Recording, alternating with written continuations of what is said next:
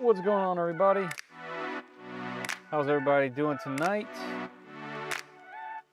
What's up, what's up, what's up? Happy Wednesday. Everybody, let me know how the audio is, the video is. I do have a little bit of a new chat right here, and I just realized, oh no, it's pinned. The comment's pinned. I guess I can't just be like, oh look, there's a pinned comment here anymore. I'm trying out a new chat. I didn't have time to do some styling on it yet, so it's not transparent, as you can see, or pretty. But the benefit of having this chat is this chat works on both, as you can see, it works on both YouTube and also Twitch, because we are now also live on Twitch. So every stream I'm going to try to do some kind of movement in some direction. This one I want to join the chats together like this.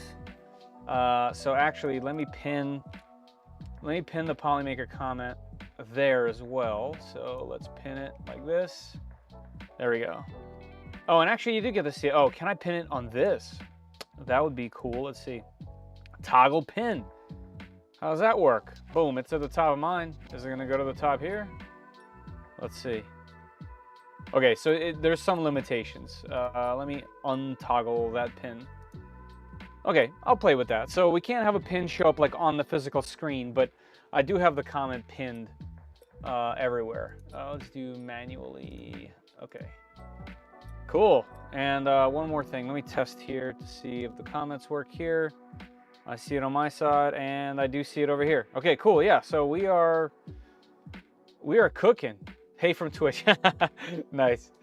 Thank you, Kinsley. Appreciate that. Yeah, so that's cool. I'm excited about that. Let me say hi to everybody. So we did have some early friends. Mr. Walkman, is it too early to say hi? No, I'm gonna try to catch them.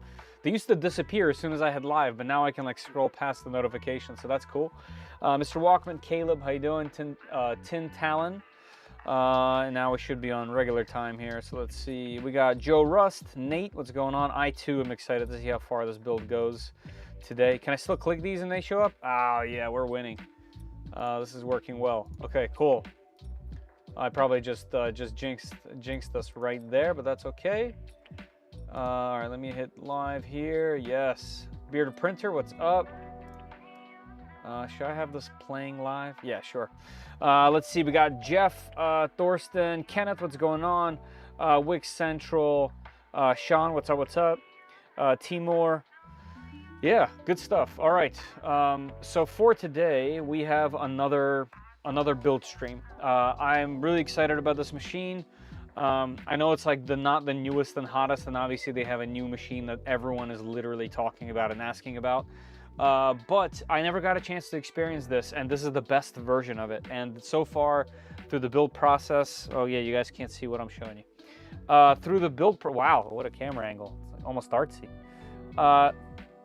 Through the build process, I'm finding all kinds of little nooks and crannies that you know, we just wouldn't have seen if we just unboxed it and took it out. You know, just took it out. Hey, camera, why don't you follow this guy? Thank you. So yeah, I'm pretty excited about that. It's been really fun to build, and I know we're not, you know, finished, but man, it's way sturdier and heavier than I expected, I guess because of this giant slab of metal. But I also really enjoy the wiring so far.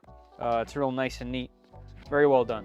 So yeah, nothing but praise so far. Like I said, I know it's not the most exciting machine ever. You can tell by the views in comparison to just some unboxings of newer machines, but I'm pretty happy about it. So hey, Tulsa. Quinn, man, haven't seen you in a minute. How are you? Oh, that Game Boy Pocket 3D print products that you're selling. Maybe I'll buy one day. Yeah.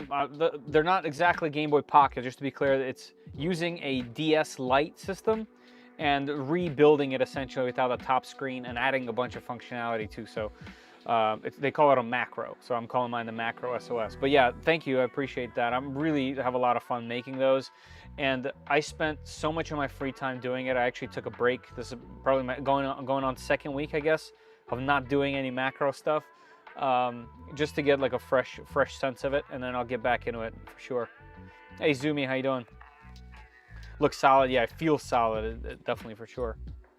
My buddy in the UK got his 85X today. Oh really? I didn't even know they were coming out that soon. I guess they were already out, weren't they? I should be getting mine eventually. I definitely have one coming at some point. I got mine right after part 1. Love it, and already ordered the upgrade kit to Core 1. Nice. Yeah, I myself, in my personal life and other hobbies, I tend to buy somewhere in the middle and then upgrade as time goes on, whether it's mountain biking, PCs, whatever it might be, whatever the hobby is at the time, paintball back in the day, anything. This reminds me of that. This reminds me of that type of thing. You buy something in the middle of the price range, maybe towards the top end, but somewhere there. And then if you have more or want more out of it, you can upgrade it. And I love that. The Core 1 upgrade is going to be a blast to build. Yeah, I really hope so. I'm really looking forward to something like that. I do have to have significantly more views than what I have now to be able to do it, to get one rather. But I'll get it one way or another if you know, this thing's done and we're not pulling the views that we can, you know. Oh, it's all good, Quinn. No worries. We're getting our tracking number by the 15th. Oh, okay. Oh, okay. Yeah, it's the 12th. Yeah, that sounds about right. Yeah. Bachelor says the printer's in the U.S. warehouse now. Nice. Yeah, I'm excited to check it out, obviously, right? I love my 5M right there. I just used it the other day, and it's still one of my go-to TPU machines. All right, so for those that are just joining and are planning on staying for a while, we are doing a giveaway by Polymaker. We are giving away some filament.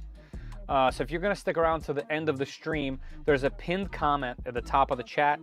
I usually point like this, but it's not here on this particular chat. So it should be happening on both Twitch and I'm just double checking while we look here. Yeah, so the comment is pinned. That will take you to a page that looks like this, gleam.io. Looks like 9 of you already got the memo. So if you fill out the question and you sign in, you get entered into the contest. This is international. So they're telling me they will ship literally anywhere in the world, which is amazing and really cool. So yeah, thanks. Big, huge thanks to Polymaker for our giveaway. And I'm just noticing, I think it's because I messed with the camera last time. The colors on my camera at the moment are just wild. Let's Let's see if I can like make it look normal. Oh, good. This was the other camera. I think I just broke this one. Nope, this one looks good. All right. Yeah, there we go. Let's leave that like that. All right, let's go to the other camera. This guy. And let's like, oh, there we go. That looks like skin and not like I'm Dracula up in here. All right, there we go. That's a little better, right? Temperature, no, let's not mess with that. I did turn the saturation down because the reds were insane. All right, there we go. We'll leave it here. This looks fine to me. Anyway. Hey, Nick, what's up? Iceman, how you doing? What do you have your vor on? I see it spinning. Oh, yeah, it's on. Let's see. Turn a little bit. It's on this platter thing I made with a microwave motor. So it sits on 3 bearings, and then there's a microwave motor, and it's all 3D printed. And I use it for shoots, in videos, B-roll, things like that to put prints on. But I figured it just sits there idle. So I kind of just put it there because I needed the V0 off my table just to make some more room. And also the chat not being see-through is gonna bother me, but that's okay. I'll do that later. You were just a bright star. Wow. Yeah, Zumi, I hope you feel better. Yeah, it's never fun not to feel good. There's a big cold thing, flu thing going around. Everyone's got it. My pregnant wife even has something, so not very fun. Hey, Digital Dragon, what's up? How you been? How you doing? The sweatshirt, yeah. I've had this sweatshirt forever. Actually, I have 2 of these, so I wear them quite often. And I love it. They're very comfortable. It's ancient. Like, this thing is, one of them has holes in it. This one's ripping too. It's all right. I'm gonna wear it until I can't anymore. Two Hearted's good stuff. They make a bunch of beers that are exactly what their label is. Like, if it's a IPA, it tastes like an IPA. Nothing left field, no extra. If it's a brown ale, it tastes like a brown ale. Sometimes I like that, sometimes I don't. A lot of times when you want to explore, you go somewhere else. But if you just want that brew and you have that taste in your mind, bells, good stuff. Hey, Nigel, 3D Medic, what's going on? The creepypasta in the background. Yeah, I moved them back there just to get them out of the way. Now I have a lot more room for activities, so if I need to windmill in here, I can. Because he was kind of just teeter-tottering all over the place, so I put him back there for now. He's kind of in timeout, Zumi, you know? Trying to clean the office outside. Yeah, yeah. To do work? Oh, to work on something? Yeah, I mean, I know all about that. I've literally been actively cleaning this place for like a month now. So I'm pretty happy with what it is now. I do want, you guys can't see this anymore, which is nice. This mess used to be down here. I do need to reorganize this, and I'm thinking about printing a whole bunch of hedgehog stuff. Zombie Hedgehog has some has a file here. Actually, let me see if I can pull it up. Let's see, printables, or is it MakerWorld? It might be MakerWorld. Let's see. Let's go here, and then let me search for Zombie Hedgehog. Zombie. Here he is. Oh yeah, there it is. So this is it. So he has these wacky stacky, and I'm thinking about printing a bunch of these things. So it's essentially a bin system. Yeah, here's a good photo. They're stackable bins, and he has small sizes, medium, large, and extra large. And you can also categorize them by width. And then on the top and bottom, he also has this Gridfinity stacker, essentially. So on the top and bottom, you can put Gridfinity to not only stack them, but also organize them in whichever way you want. So I really like this system, and usually I have stuff like hot ends, boards, you know, Raspberry Pis, cameras, like just miscellaneous hardware. So, and it's just kind of just laying there. So this is really going to help me organize. So yeah, shout out to Hedgehog there for this cool file system, and it's all printable. I feel like it'll be a fun thing to do. So He just released the labels for. Yeah, I see them right here. Wacky Stacky labels. Yeah, that's great. Yeah, fantastic. I love all the different sizes. That's great. Here, let's give this one a boost. I've been boosting all this stuff. Oh, right, I'm not signed in, am I? Oh, yeah, I am. Here we go. Let's give him a little boost.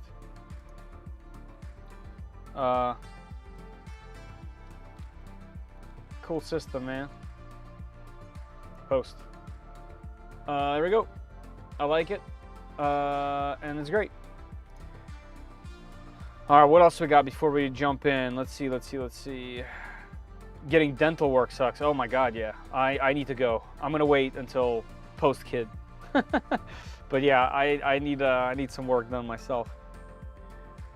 I don't, Nigel, let's be realistic. I still gotta do the extruder and the hot end, and then also the bed. I'm not sure if I'll be able to get to it.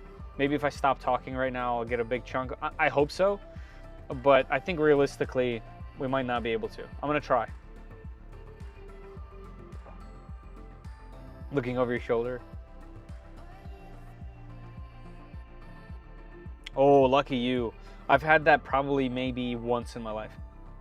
Every other time I've ever gone, they're like, yo, you need this and this and this. Wacky tobacco, that's right. I like that, that's funny. Box turtle. Box turtle. Nice, English is fantastic. Box turtle for zombie. They got a new filament dryer to show on stream tomorrow. Making room to work on the V-Core. 4 IDEX upgrade. Wow, nice. Man, you make some of the coolest machines, dude. I swear. Guys, if you don't know already, Digital Dragon builds a whole bunch of awesome machines all the time on Twitch. And then reposts them on YouTube as well if you want to rewatch them. Highly, highly suggest this channel if you guys are into custom builds. Whether it's Voron or the like. He does a bunch of really great stuff. And it's just a kind gentleman in general. Ooh, infected. Not good, Zumi. Not good.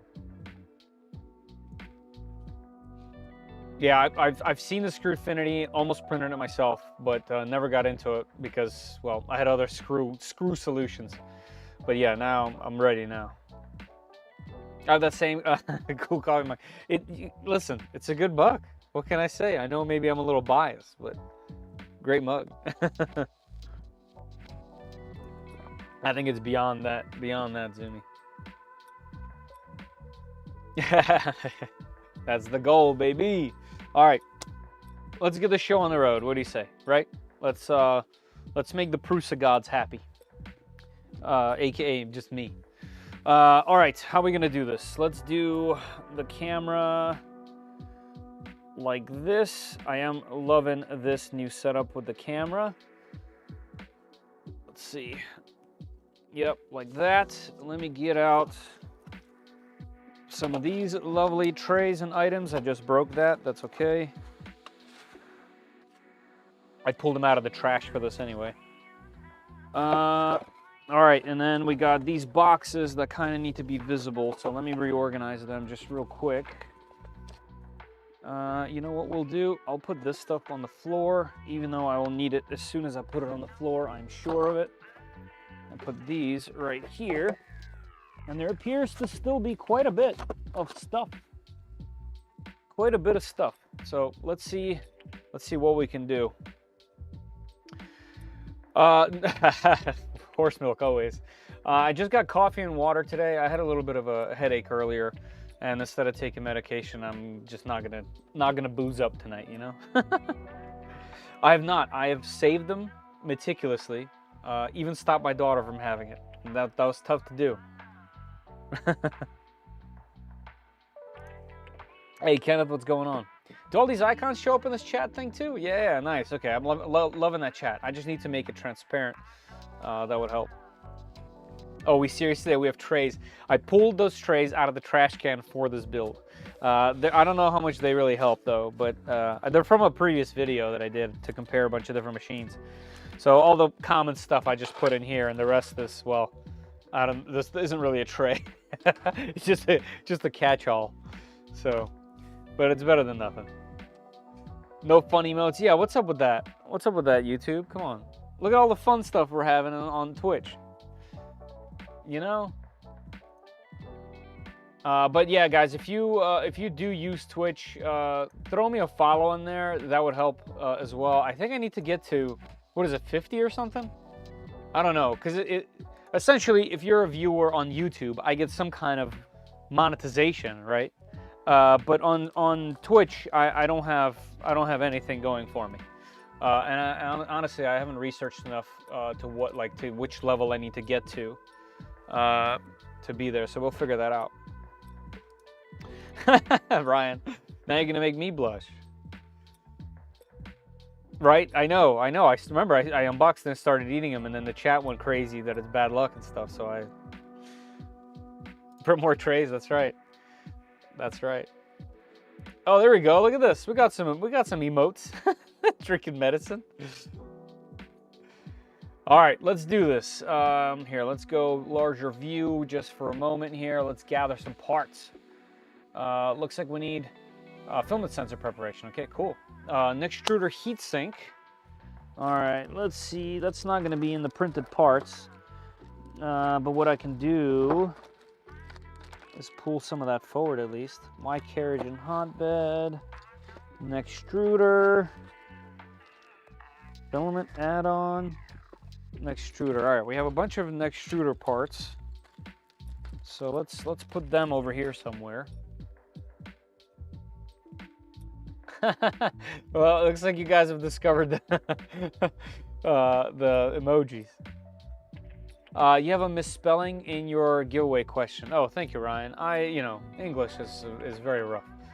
I don't even know if I'll be able to fix it, to be honest with you. Let's see. Actions. No, I can't. Oh, edit? Edit. Let's see. Let's see if it'll let me.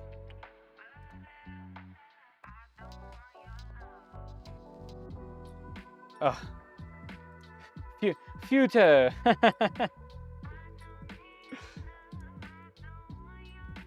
All right, I got it now. I fixed the future misspelling, but thank you. And let's see if it'll let me update. Yeah, it looks like it'll just do it. Cool. Yeah, it just let me. So that's nice. Let's see. Let's see here. Yeah, awesome. Thank you for letting me know. I appreciate that. Hey, Griff. Oh, look at this. On both. On both. Bam, bam, bam. Hey, Mike's print stuff soon, very soon. I mean, I'm printing stuff now, but we'll print with this soon. Do we have to re-answer? No, it looks good. I was hoping not, but we're good, we're good. All right, let's see. Prusa ball holder. What's that? Man, I'm such a child. I tried so hard not to laugh just now. Legitimately tried really hard not to laugh. Filament guide fasteners. Okay, that's not it. This says an extruder, Y carriage, LCD, spare, and tools. Sneezing?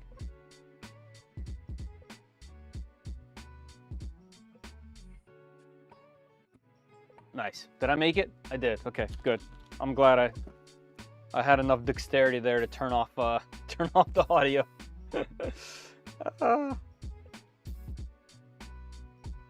Yeah, but right, Zoomy?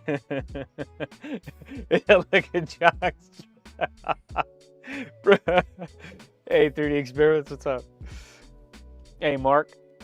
If you can get any of the new printers that came out recently, which one would you get? Which one do you want to get for the channel? I think there's a bunch of ifs. So I've been talking about this a lot lately. Let me try to answer this correctly in some way, shape, or form. I think every single person is going to have a printer that's right for them. And we're going through this time right now when there's so many machines, and so many good machines specifically. It's really tough to pinpoint one. Usually I like to put like if this is important, then pick this. If this is important, pick this.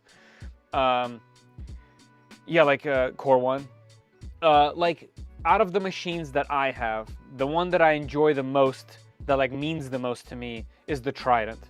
And right now, like, you know, I spent so much time reviewing machines and testing them specifically. I don't spend enough time, I guess, printing on it because, you know, I come down here and I have a limited amount of time, so I do it making content for you guys. But if I was to keep one, I would probably pick the Trident. And the reasoning behind that is because if I need multicolor, I can do it. If I need to make it large, I can do it. If I want a smaller size, there's options for that. If I want a certain, what's it called? A certain part on it, I can. If I need more cooling, you just add it. If I want certain software, you just do it. Like, there's no one stopping you or telling you what to do. And there's enough support out there to enable you to do whatever. So for me, me personally, I would build a Voron in the way that I want it and then get rid of everything. That's for me. But I know that for majority, they have other requirements, whether it's budget or space, or they're looking for the newest and greatest, like that type of thing. Come out recently? Oh, I see what you mean. You want like you mean like a production machine? Because that's another thing. Like, see what I mean? Like, the requirement there is out of these new machines, I guess, like, you know, out of the box machines, which one I would take. What's recent? A year, 2 years? How recent are we talking? Because, like, I think the end all be all kind of is the X1C, because even if you want to build your own machine, once you have the X1C, you can just use it to build whatever you want. Oh, a couple months. Wow. I mean, let's see, what do I have here that came out in a couple months? I have the T1, the T1 Pro. I have the Creality K2 Plus. That's really it. All of my other machines are older. The Magneto X came out a while ago, right? I got it at the end of last year, towards the end of last year. So the newest machine that I have here is either the K2 Plus or the T1 Pro. Yeah, I don't have anything else. Plus 4, no, Plus 4 was older as well. Well, see, because I don't have those machines, I can't recommend them. I have no idea what they're all about. That's the problem. Like, see how like hard this question is for me? It used to be so easy. I was just like, oh yeah, this machine, done. Out of the machines that was just announced, interesting. That's a new question. I don't know if anyone's ever asked that before. Those machines, any of those new ones you would get. Hold on, I read too many things. You know, obviously the Prusa Core 1 I'm very interested in. The Anycubic Cobra, I don't know.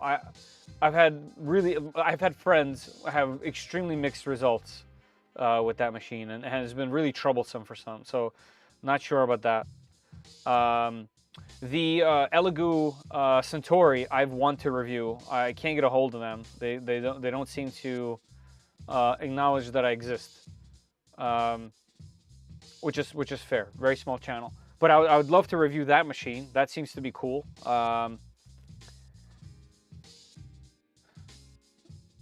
The Plus 4 I absolutely enjoy, and I've had issues with mine. Everything, you know, I watched my videos. I've covered it quite a bit. I've had the SSR issue since I fixed it. I love mine.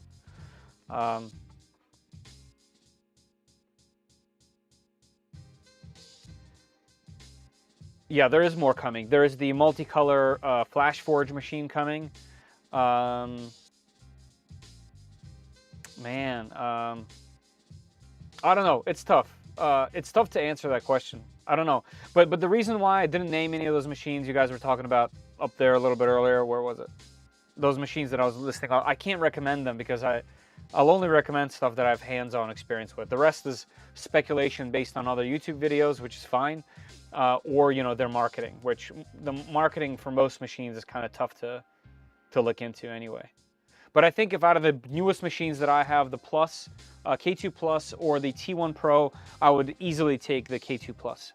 The K2 Plus so far has been great. It has issues with switching filaments. Sometimes I get all kinds of like wacky errors that just like, you know, you open close something or hit retry and it just works, which is weird.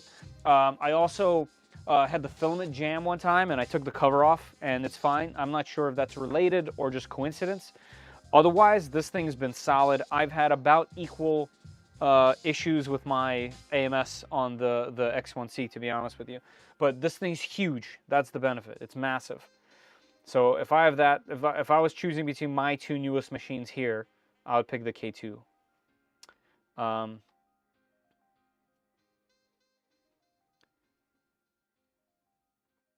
Too limited. Yeah, I mean, Core 1 seems fantastic. Absolutely fantastic. But once again, I don't have it, so it's tough to recommend, you know. Kind of waiting on the Pro version of the 85X. Yeah, I wonder if they're going to do that. There's also supposed to be even more Creality stuff coming out, like quite a bit more. There's the High, which is essentially the A1, like the answer to Bamboo's A1. And then also we have the K2 Plus, but there's also a K2 at some point, I'm guessing. So there's gonna be even more stuff. But yeah, I don't know. I don't know if I answered it or made it worse or what. But yeah, it's tough. It's tough to answer that question. I think every single person has slightly different criteria to be met. And that was one of the reasons why the machine that I said was the best for 2024, aka the A1 Mini, that video has the most dislikes out of any video that I've ever gotten. All right, we got springs and magnet. Extruder assembly. All right, so where are these special holders that I'm supposed to be looking for? And where's the heat sink? That's got to be like in the box. Oh, yeah, okay. It's right here. It still needs to be opened. And I have an updated honeycomb wall with so much stuff. Oh, hold on. Let me do one without the chat.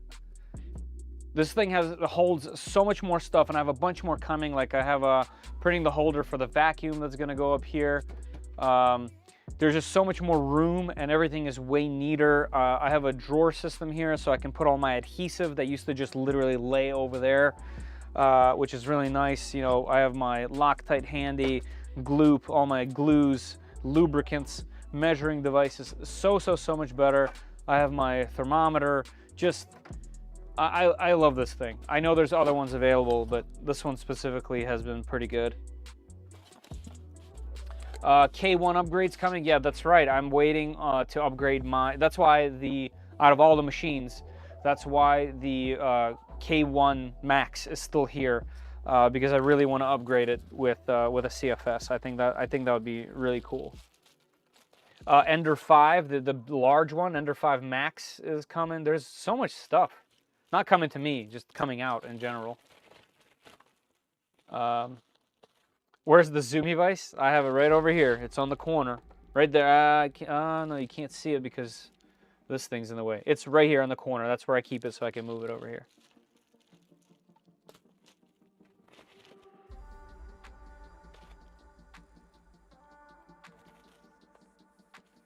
All right.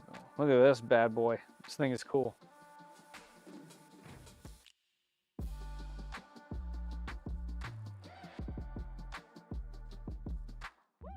Nice little piece of machinery there.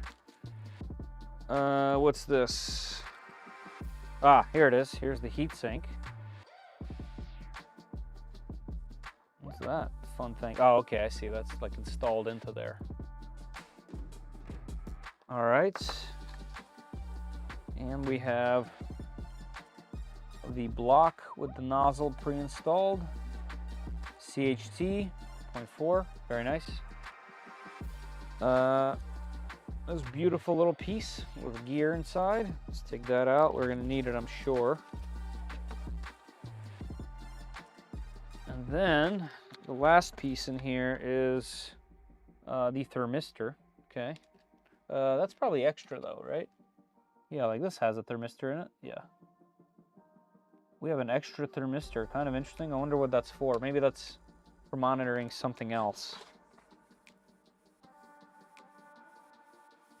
All right, so where is the part that I'm looking for? Fan, NFC antenna, ESP, Wi-Fi. I don't know. Nothing hiding in there. Let me check again what this thing wants from me.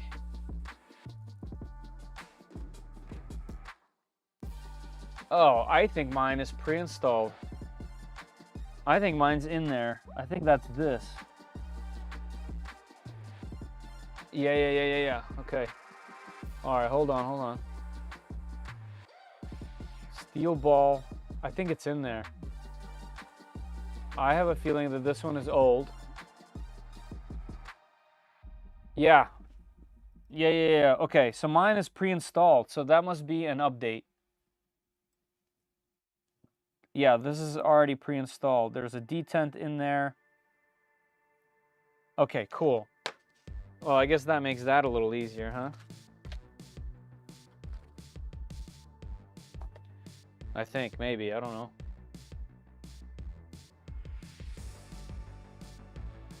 Yep, okay. Yep, mine just pre-installed.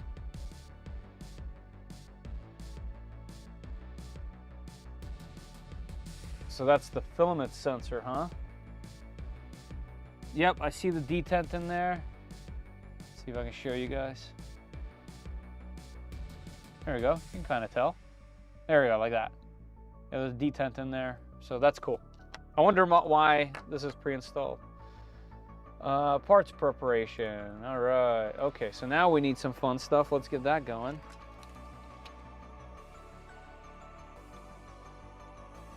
I was going to get a A1 Mini, but I really need the next printer to do ASA ABS. Fair.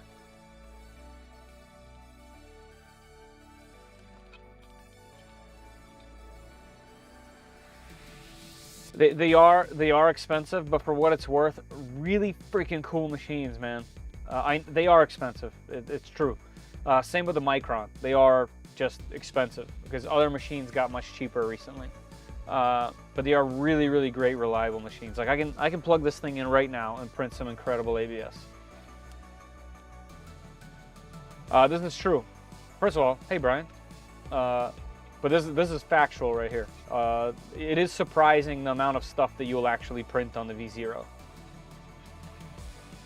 Yeah, I believe this. The thermistors for the heatsink? Okay, cool. Hey, thanks for subscribing, Work908. Appreciate it. All right, let's see. Where can we find those fun pieces? They're not in here. They are right here. And this looks like our first polycarbonate pieces. I don't use any of my 120mm printers. Well, aren't we in opposite world? All right. These things have some fun little triangles on them. Yeah, this looks like our first polycarbonate carbon fiber pieces. And they do look fantastic. They feel really good. They're printed on a smooth plate. All right, then we need idler lever. All right, let's see, what box would this be in? Everything else I pulled out, right?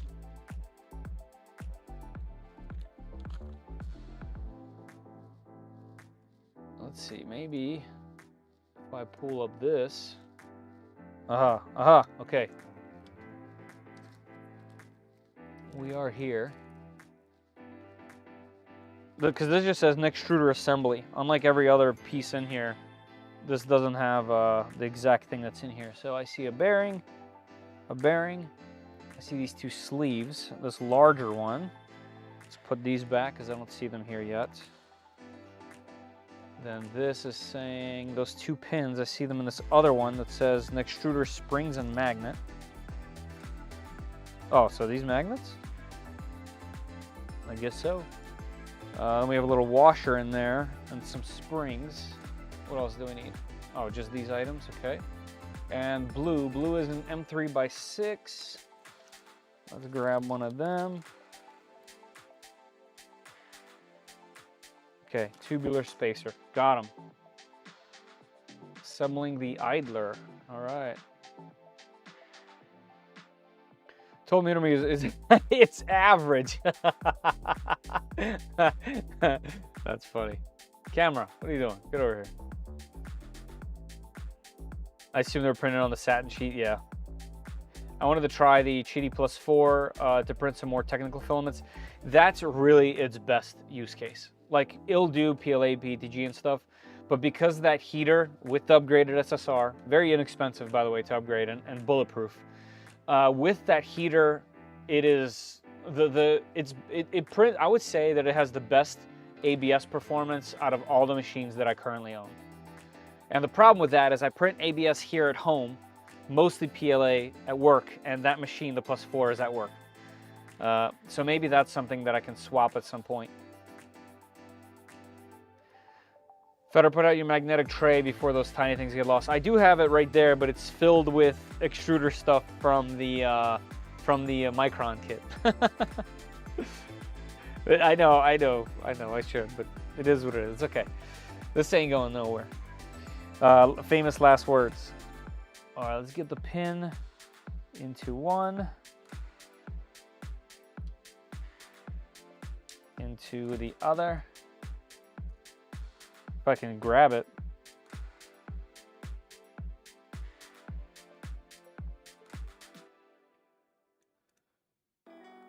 Oh, they both go. Oh, okay, I see. This is going to close in on itself. All right, nice little click from that. That's cool. Click, click. That's cool. Like it. What's next? Ah. All right, so we clamp that down. Flawless fitment, I would say. How many seconds do I have to wait for this thing? There we go. Very nice. And this just screws into plastic, it looks like. It does look like that. Let's see.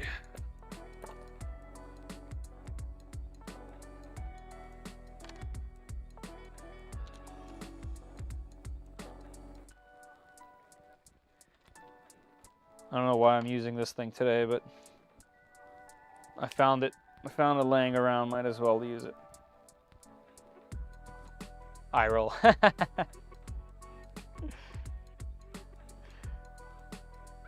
Sorry to disappoint. Well, now I hope he loses something. Hey, that's not nice. Need to level that table. Yeah, you saw that? You saw that? It does, you know what's interesting? This is a massive tabletop. It's a kitchen island top on top of the Flexi Spot. What is it, Q7? The giant quad legs. It's super, super sturdy. But when you look at it from afar, it still has the same like bow in it from when I didn't have the table bottom.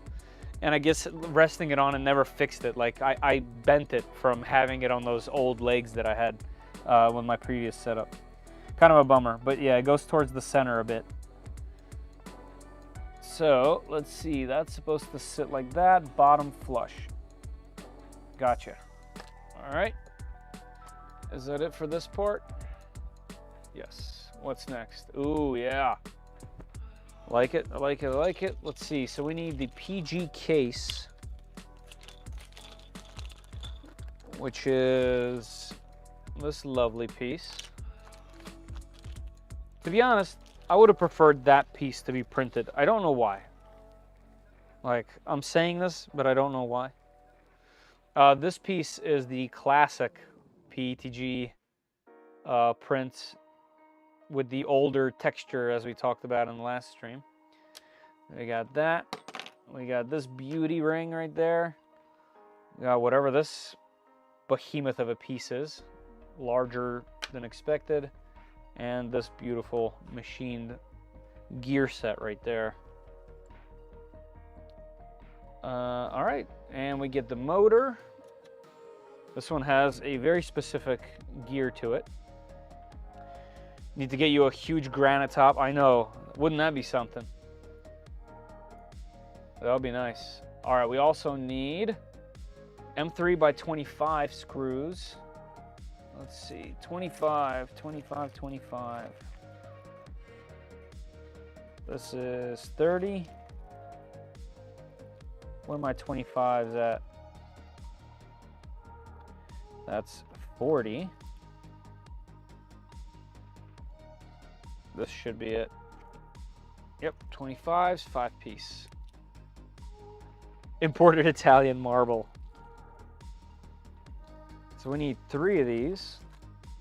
Got them. Okay. What's next? Some lubricant. All right. Gotcha. Should I use Prusa stuff? I might as well, right?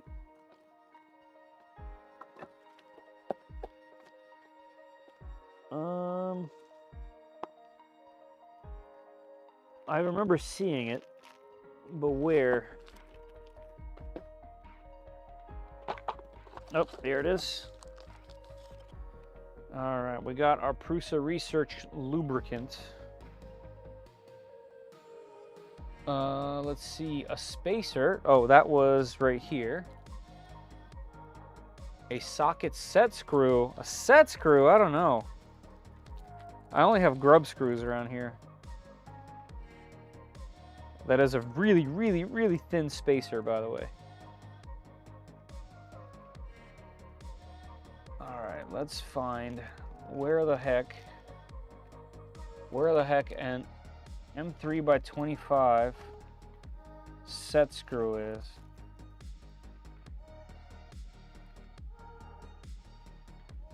I don't see it yet. Oh, there we go. Looks like we got 2 of them. Oh, it's breaking out the lube. Astroglide, that's right.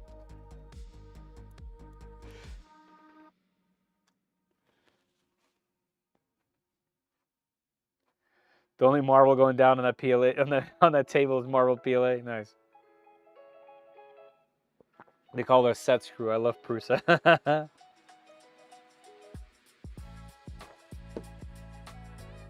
Grub screw is a type of set screw. That's right.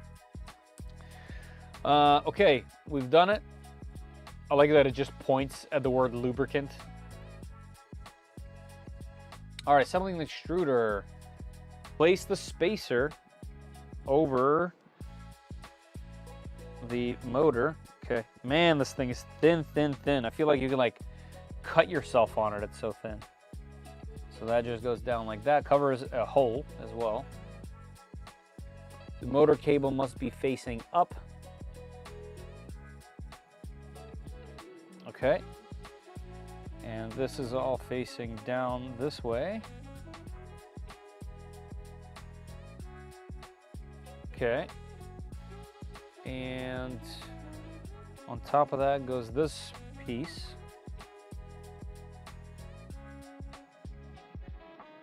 And this, I'm guessing, goes like this.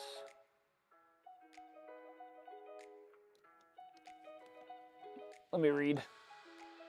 Place the main plate on the heatsink. Note the orientation of the part. Use the cutout as a guide. Okay. Before going to the next step, make sure that the 5x10 by 0.01 spacer is placed on the motor. It is. Wait, is this telling me to screw it down? No. Not yet. Oh, okay, so we just set this aside. All right, let's set this aside. All right, now we have this guy. Follow the instructions. So the gearing goes like this.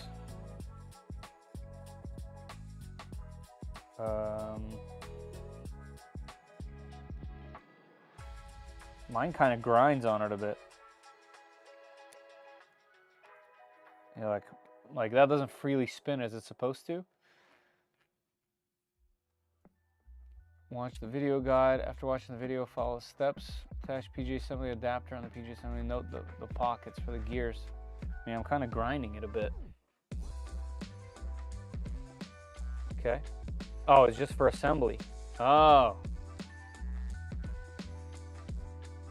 Okay. That's cool.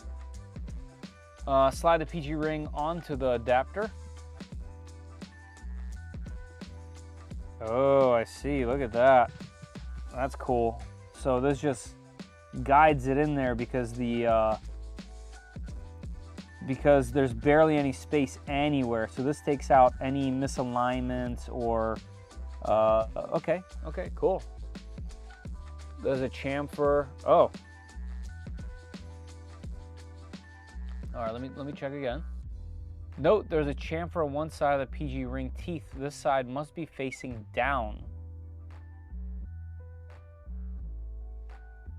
Yeah, I see. It is right here, and it is facing up. Okay, so let's remove this and face it the other direction. And which way is down?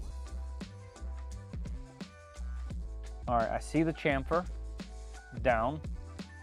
This goes down this way. Okay, we got that.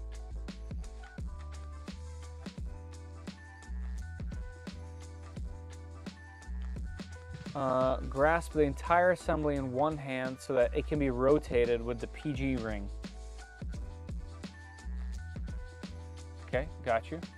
With the other hand, slide the PG ring onto the PG assembly in a wobbling motion. Move the PG ring left and right repeatedly. A quarter of a turn is enough. Stop when the surfaces of the gears are approximately flush with the surfaces of the PG ring. Okay, they are, yeah. Maintain the position of the PG assembly and attach it to the extruder motor shaft. Gently and freely rotate with the whole PG assembly until it drops down so there's no gap between the assembly and the main plate.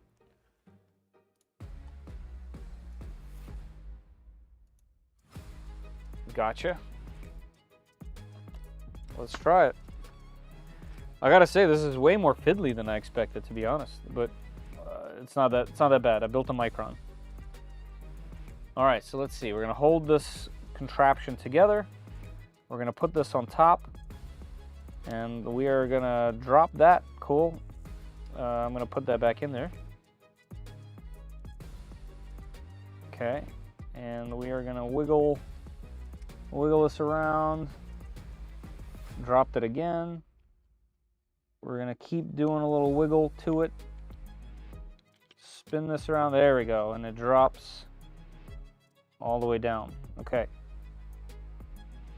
All right, and then we just pull this bad boy out of here, right? Like that. Okay.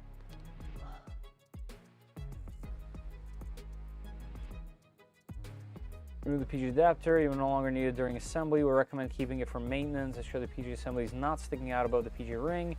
Yep, that's fine. Ensure the gap between the PG ring. Okay. Yeah, did that. I didn't really turn it that much, but it went pretty smooth. Yep. No problems there. Line that up with this. Not sticking out above the ring. No, it's fine. This is all good.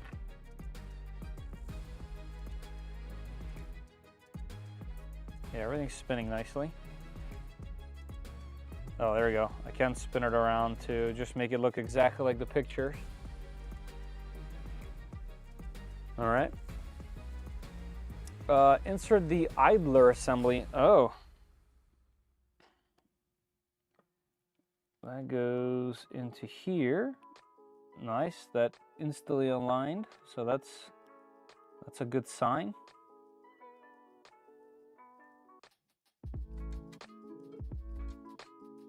All right, secure both parts with the sockets set. Do not over tighten the screw. All right, set screw going in. Let's get that aligned.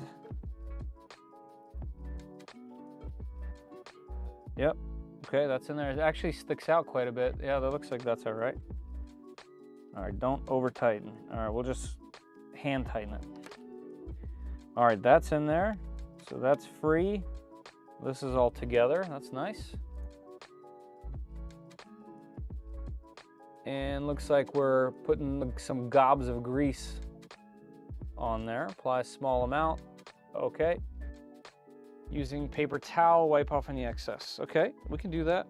We can do we can do those things.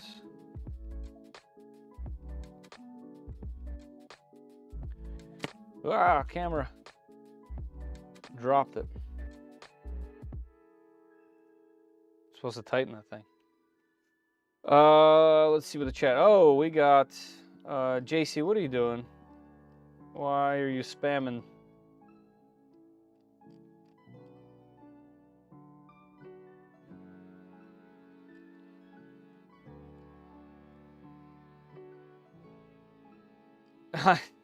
Zooming. If you want special attention, you're in the wrong place. Yeah, JC, why don't you chill out? I don't think that's a bot. I think something else is going on because there's a printer in the icon, and usually bots won't be like that. This is why I need a chat moderator. Can I do that in here? Let's see.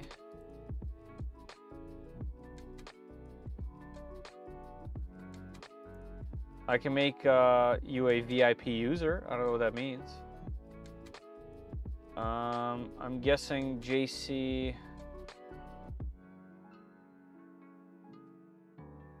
Hey, Petty. I can block user, but like I said, I don't think JC is doing this on purpose. I blocked him too. Well, if he comes back, we'll block him. But let's see what happens. People gonna click and block their own. Okay. Listen, it's possible, Ryan. I'm not sure, but I feel like I've seen JC before. Seems like a weird place to come and bot. Like you're not gonna win much here. All right, let's get some of this very special lube on here. We'll break it, and it is already trying to make its way out. All right, let's get some on the gears. Both sides. That should be plenty. I've seen him or her. Yeah, so maybe something strange. Right, it looks familiar for some reason. So, you know, let's give them a benefit of the doubt for now.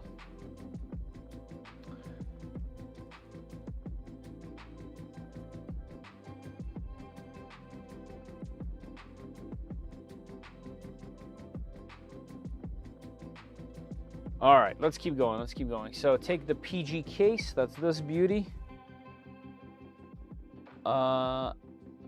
Make sure the spacer. What spacer? Is already inserted. It is not. I don't know what spacer that is. I don't see anything in these packages, which means there should be a spacer somewhere else.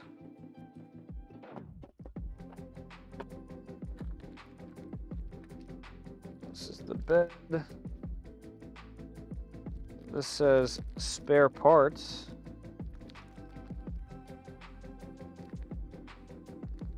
I don't see anything like that here.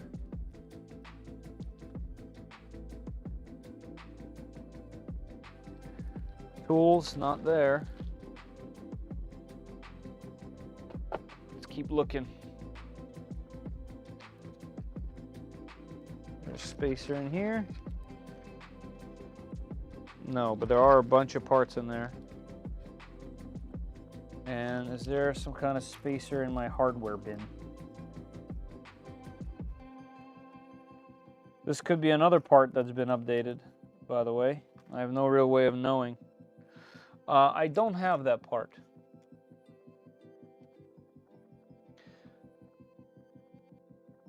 Yeah, the one plastic piece was only help to align everything, align that gearing.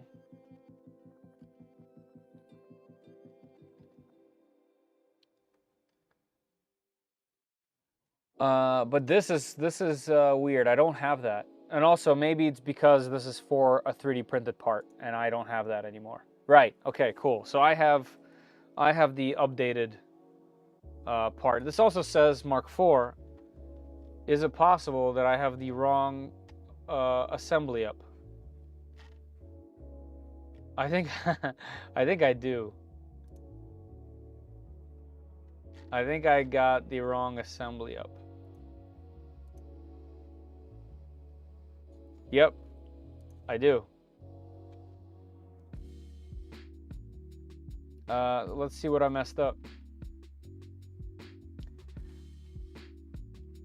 I need 4S assembly, this thing.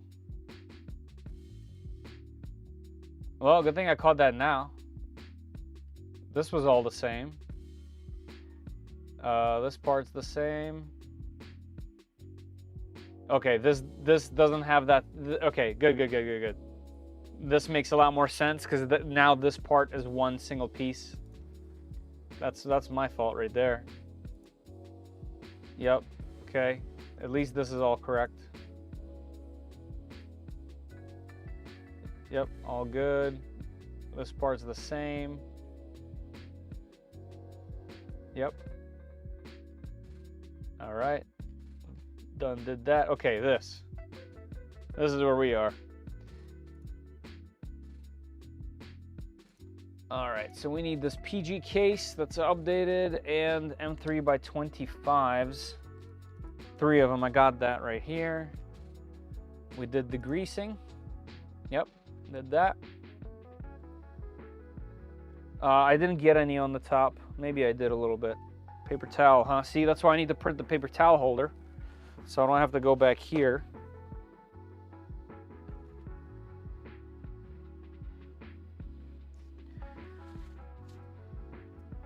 Okay, got that. You sure? You sure this time? No. Yeah, man, I wish I looked up. You're totally right, Wick. So much hardware left. There is a lot of hardware left. This is facts right here. Putting it together backwards and upside down. That's right. All right, so we're gonna put the case on there and tighten them. Do not tighten them completely. Okay, gotcha. So let's put that down. Uno, dos, tres.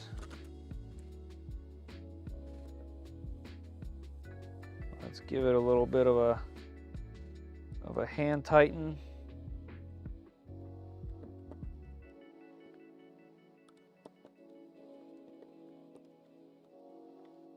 You can be both. Look how compact this thing is, by the way. Heavy, surprisingly. Okay, assembling the swivel. All right, we got this. And we need some hardware. So here we have the plastics. We need M3 by 30s. That was somewhere here, right? 18, 30s, 30s, 30s. We got 40s. What's this? That's 20. M3 by 30. All right, we need how many? 2 of them. Yeah, let's go to this picture just because it helps a bit, and they're color coded. We need an idler nut, which is a red. I don't. Oh, that's this thing. Okay. All right, and then we need M320R screw. I saw those. Those are back here. M20RT. Yep. Okay. 2 of these. Got it. An M3NN. Ooh. It's a new kind. That's the nylon locking one. Yep. Right here.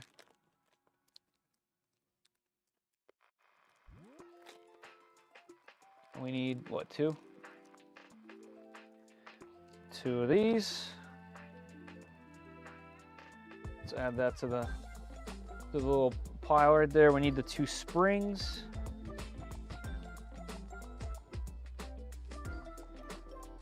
All right, here's the 2 springs. Right there. What else?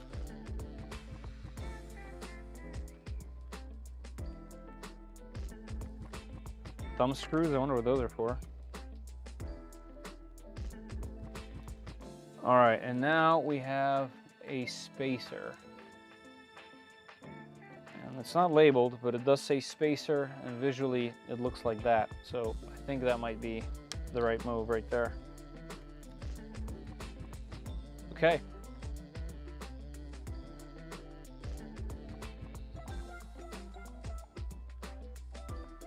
Ooh, Tulsa, I might need to ask you what you got, because I've been looking for a decent pill, like, container. I do have some dailies that I have to take, and it'd be nice to not have them just in my pocket. Do you want me to email you my address so you can mail me your next extruder? Yeah, sure. A little hint on the tiny hole on top, just behind the brass gear blowhole for canned air to be clogged to clear a clogged filament sensor. Nice, that's a nice little touch. Do you recommend a Prusa printer to someone who's new to 3D printing? Yes, just not this kit. Although, I gotta say, if you're a handsy person and can follow a manual, this is really fun. Like, this is really fun. You get like this project and then at the end it's a printer. But yeah, I do, Omega. They, this is one of the companies, whoops. Man, hold on, nope, This is one of these companies that has your back throughout the entire experience, from finding your files online to slicing them on your computer to having an entire forum-based community that you can go to having actual human support. So yeah, I would definitely recommend. Yes, you not only know how to fix it, but you like have this sense of knowing how things work. Even if this kit isn't necessarily for you, it's good. It's good.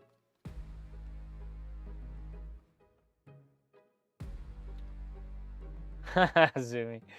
All right, let's go. Let's assemble this. All right, so does it matter which one of these things? Push the M3. I'm guessing these like combine together, so it probably doesn't matter. All right, we need one of these M3x20 RT screws all the way. So this is another polycarbonate piece, by the way. All right, like that. On the other side, put in one of these. On this side, put in one of these. Yep, that does clamp it pretty nicely. The other side, attach the inner nut. Hold the nut using the universal wrench and tighten the screw. I have one of these for this.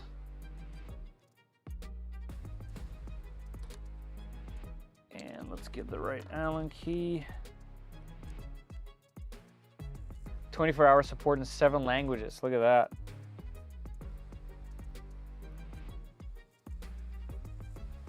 Using the universal wrench and tighten the screw. Tighten just lightly. The spacer must rotate freely. I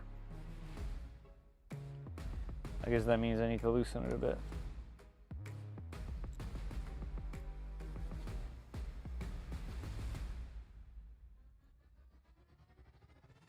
There we go. Okay. Got that. What's next? Ooh. Insert the idler nut into the idler swivel assembly. Make sure both parts are oriented correctly. All right. We'll do it exactly how the photo shows. So like this. Nope. Like this. Nope. Like this. All right. Gotcha. Secure them both. Do not over tighten the nut. I gotta say, the print quality on the part that I'm holding and the part that's pictured, the one that I'm holding looks better. All right, that goes through there. Then we screw this on there.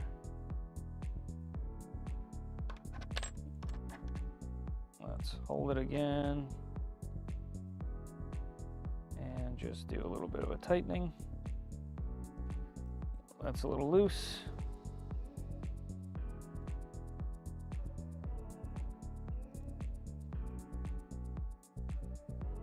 And that's too tight, just like last time. Hard to judge, I guess, with the locking nylon.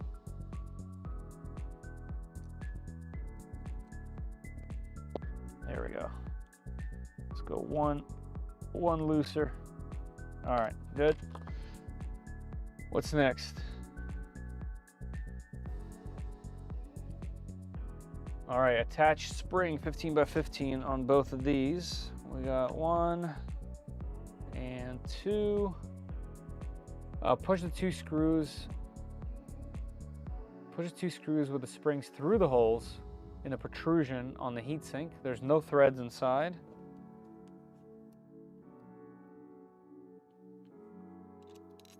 Okay. 1 and 2.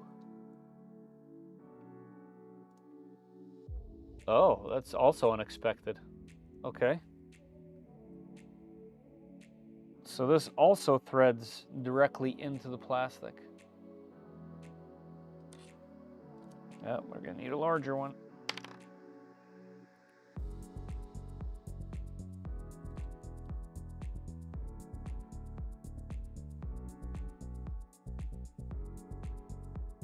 Are we just casually threading it in there? Yep. All right, let's do the other one. Do we just get it until the spring? Tighten both screws. Stop tightening as soon as the screw tips touch the front face of the idler nut. Okay. Right there. And right there. As soon as the screw tips reach the front. Oh, down here. I was looking at the spring itself. All right, that's that, and that's that. Okay. Nice, so this holds this in place.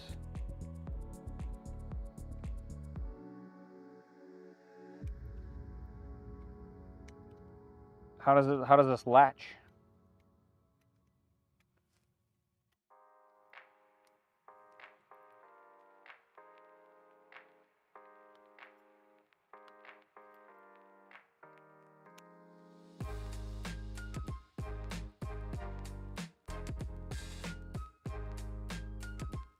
What am I missing here? Is this supposed to actually latch, or is there another part?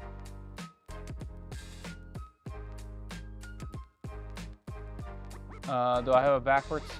I do. I have this backwards. I bet you guys in the chat.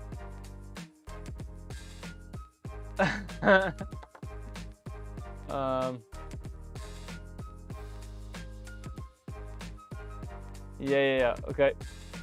Did my link show up? Oh, I'm not sure. I've been looking down, but I did put this on backwards. So I gotta undo that. So there you go.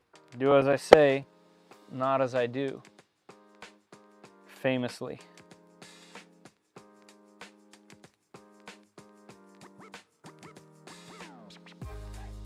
All right, so this actually goes in this direction, upward.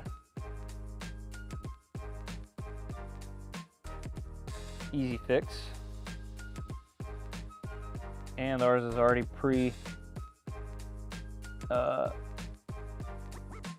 pre-drilled now, pre-tapped.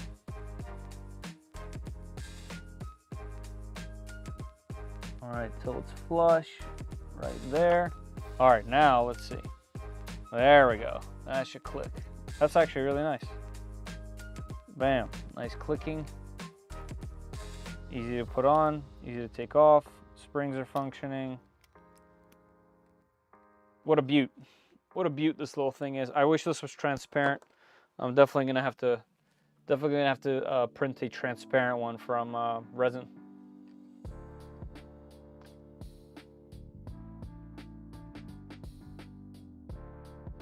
Maybe somebody should have got... Ryan, relax. Relax. We're building this thing. I deserve it. I deserve it. It's all good. That's funny. All right, we got the thermistor. M3 by 12. Little guy. I don't think I have 12s out. I have 18s. Are these 12s? 10s. All right, let's look for the 12s. M3 by 12. Let's see, 16s. 6. What's this? 8. These look like 12s. They are. M3 by 12s, and we need 3 of them. So let's get into those. Here's 3. These go here.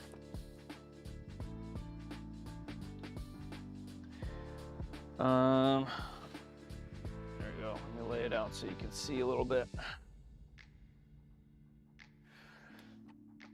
We need an M3 by 4 grub screw. Come here, grubby grubby. Where are you at? Seen you hiding down here before.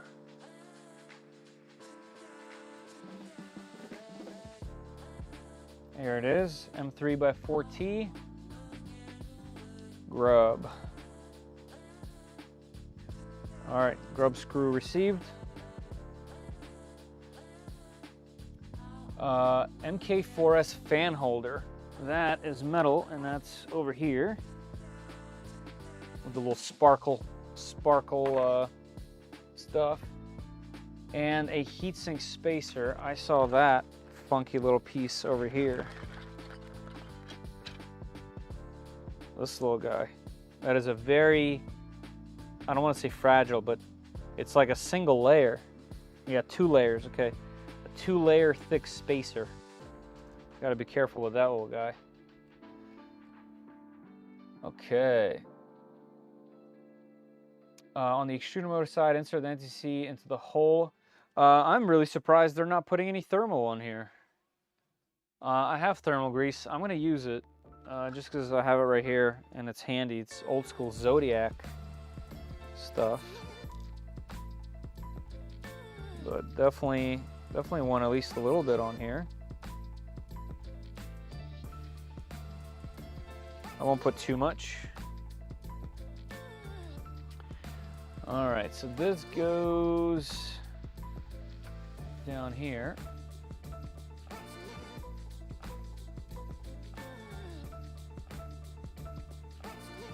So how far down does that sucker go?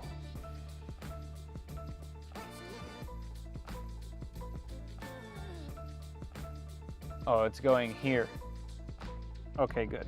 Now I understand. All right, let's see. Let's get that thermal grease in there first, and then I'll spin it so that it's nicely coated with it. Let's make it nice and flush like that. Put in our little handy dandy grubby. I dropped it. I picked that up. This has a star pattern Allen key on there. All right, I'm gonna have to do this with an Allen key. Let's get the right bit. All right, yeah, this is the bit.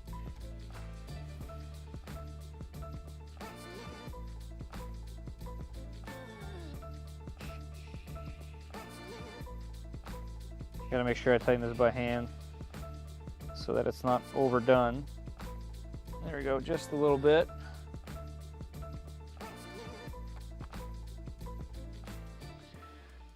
He said grub. No, it's labeled as a grub. Literally. Ears started burning. No. It's literally labeled. Check this out. It's very official. Oh, it doesn't say it on the baggie.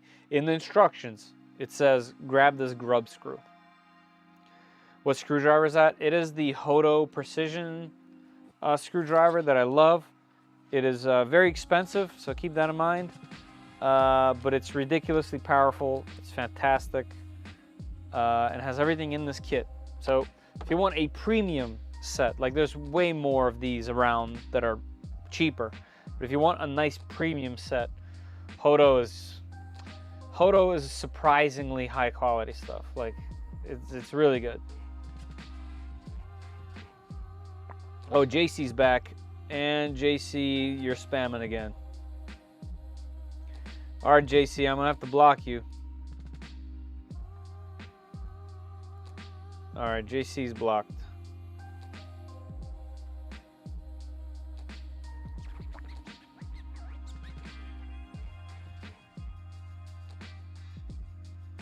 Am I wrong by considering the Core 1? No, not at all. I think there's some weirdos on the internet. Outside of the weirdos on the internet, the Core 1 seems amazing. Seems like it's exactly what, like it aligns with all the things that I like about 3D printing and 3D printers. I wish it was a little bigger, but if size isn't too much of a concern, crazy. Yes, it does charge through the case, yes. I'm out of coffee already? Man, that's how you know I don't have whiskey today. All right. From the side of the Extruder, side with the printer logo. So this side, we are gonna put in these 3 screws like that. From the extruder motor side with the heatsink attached to the MK4S holder, avoid pinching the NTC thermistor wire. All right, so from here, let's rotate it kind of like this. And this goes this direction onto them. All right, and that'll help hold them, which would be nice. Don't break this, don't break it, don't break it. It's also the carbon fiber stuff, so it's not very flexible. All right, there we go, we got that on there. It's a really nice little spacer, it even follows the contour right there. Okay, what's next? Aha, then we have this. I see, so this is an alignment tool. This goes through there. Drop the one. Let's get that back out. Okay. So if I look at it this way,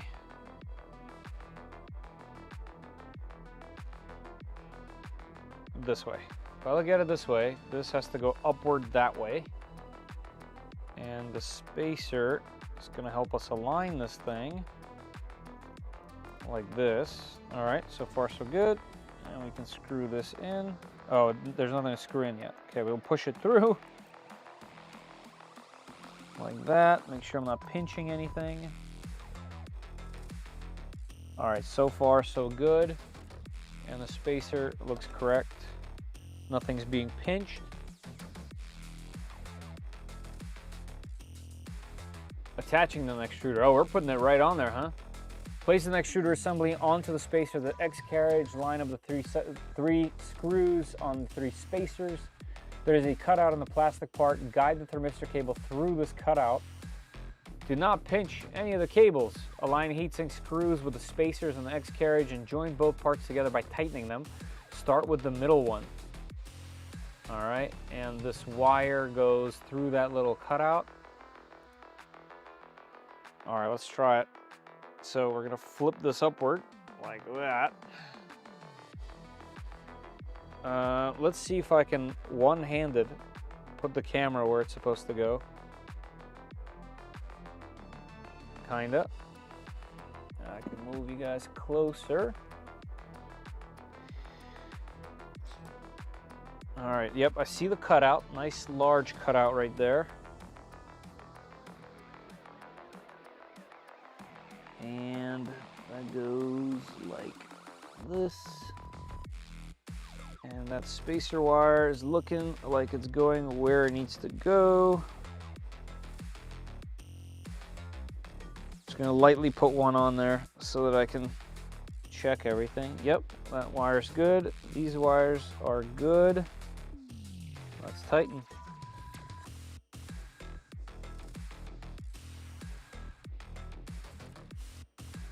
Okay, we got 1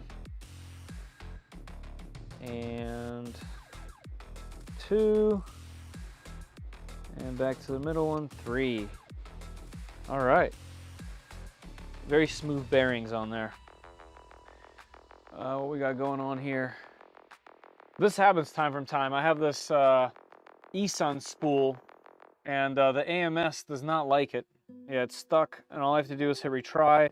This is actually really similar to what happens with the CFS, and what I got to do is just help it at one point, right there. I just kind of help it, loosen it, move it to the leftmost side, and it usually picks right back up and is good to go. But that happens quite often, actually.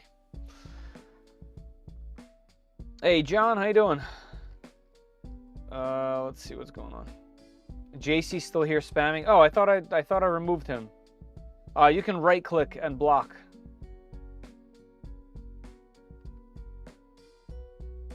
When you say weirdos, are you looking at the chat list? No, I'm not going to admit that. Yeah, I already blocked him too. Yeah, you can block him from your feed. You know, it's possible that it's not actually JC, like JC's account was hacked and it's just going on to everything like a bot and just doing that. So JC might not even know that that's happening to him.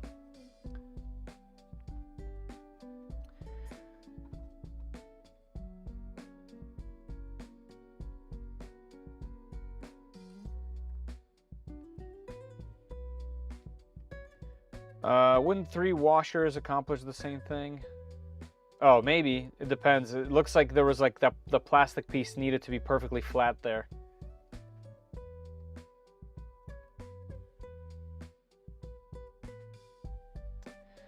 $350 sub 1K. Now, you can easily build a Voron 2.4 or a Trident that's $350 for under 1K.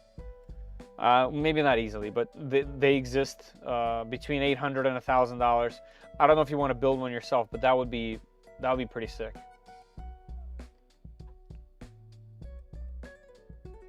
And also, I don't know about sub, but the Magneto X could be an option.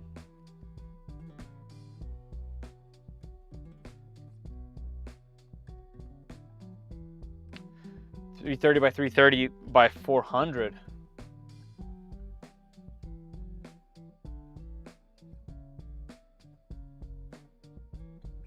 Oh, a Tronxy conversion.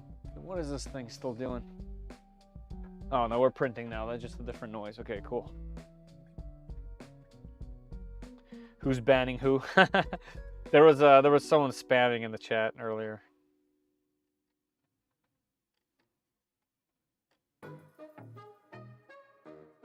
The K2, yeah, the K2 is absolutely huge, but it's way more than $1,000.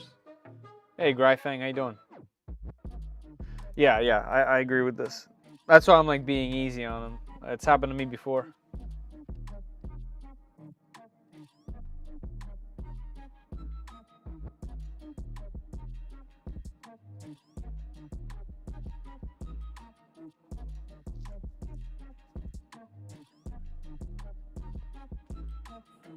Ender 5 Max looks very interesting, but I would never be an early adopter of any 3D printer. I mean, it's Creality and it's an Ender. I don't think you're being an early adopter for that machine. If anything, they have literally perfected that machine already.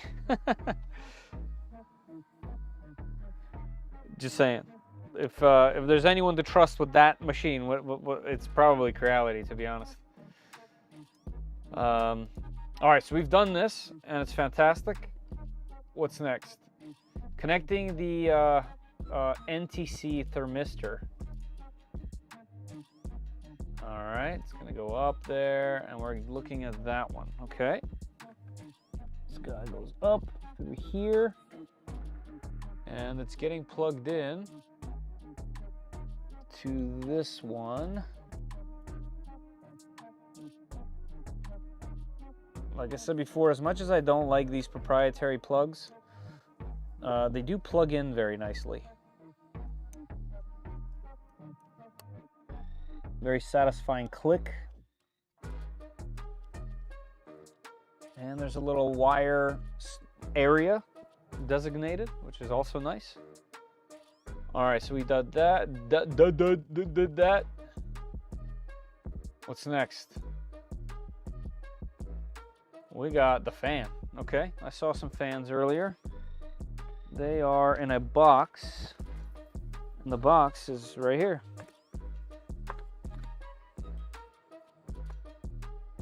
DC brushless.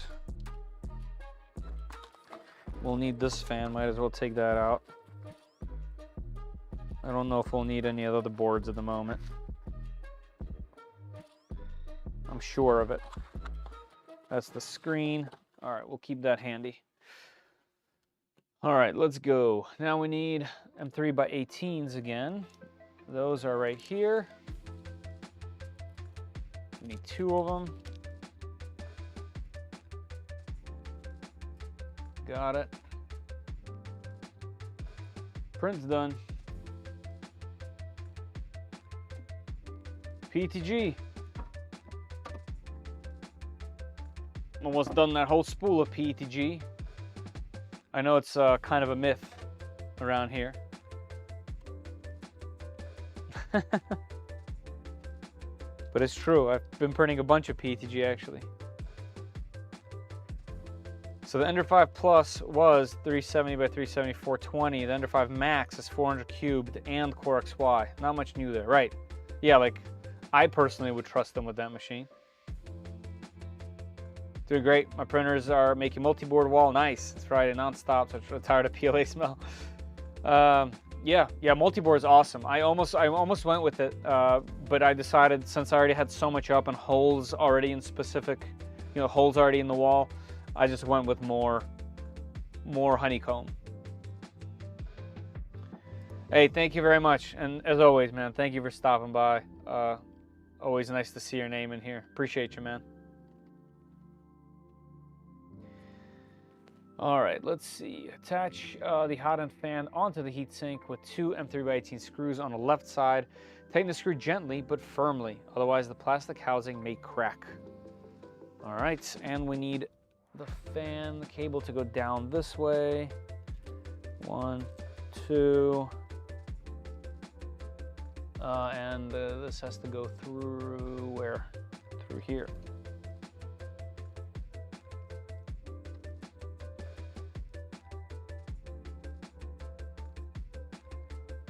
We don't want anything cracking.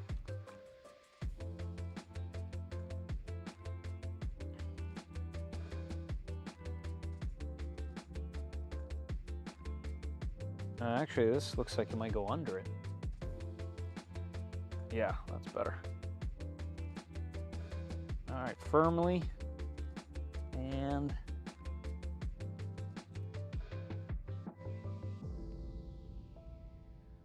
okay, firmly. There we go. There's a sticker on the hot end fan. The sticker must be on the rear side. Yep, guide the fan cable through the cutout on the fan holder. Okay, maybe I was wrong. It does go up there. Feels better going under it though, to be honest. But all right, did that. And we're plugging it in. Guide the cable fan through the cable holder, okay. And we're going into this lower portion. Let's plug this in.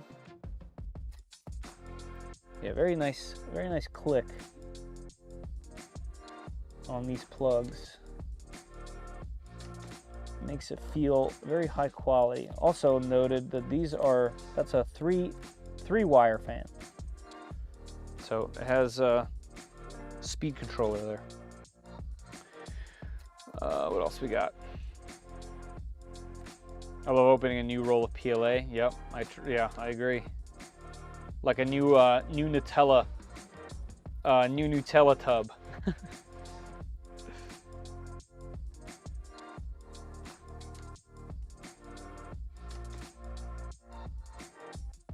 Bought a 5 kilogram spool from Polymaker when it was on sale and printed a multi-board for like 5 days straight. Modified under 3. I did it with a 5 kilogram spool from 3D Max. Hey, thanks for subbing to the channel, Havoc. Appreciate you. We still good on Twitch? Everything going all right? Yep, looks good. All right, sweet. For those who don't know, I'm also dual streaming on Twitch just to figure that whole thing out as well. All right, so we did this. Let's keep going. All right, now we got the blower fan. We got the blower fan, the fan case. Let me see what that's all about. All right, we got the fan case. Look at the beautiful print. Man, you can really tell which parts on this machine were printed on newer machines. Like this looks spectacular. We have the duct. Absolutely perfect. Literally couldn't be better. And this little spacer, I guess a cover. All right, and then we need a couple pieces of hardware here.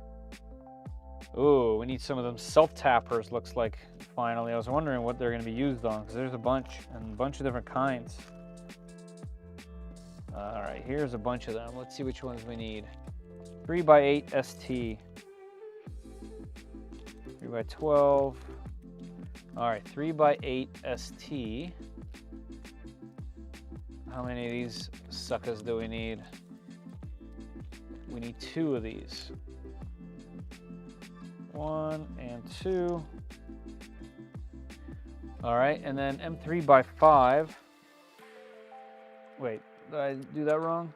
Nope, 3x8 ST black. 3x8 ST black. Why is that doubled up? ST, black, black. Yeah, these are the same. I wonder if that's a whoopsie or not. They have 2 separate packages of them. And then the other ones are, well, okay, so M3x5 RT. Let's see where those are. Oh, are these? Yep, M3x5 RT. We need 5 of these. 1, 2, 3, 4, 5. Okay.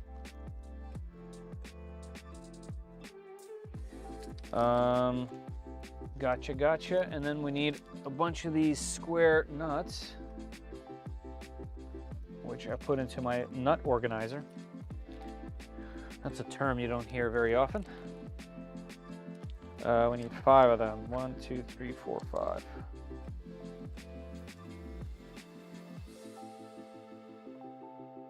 All right, let's see what we got going on here.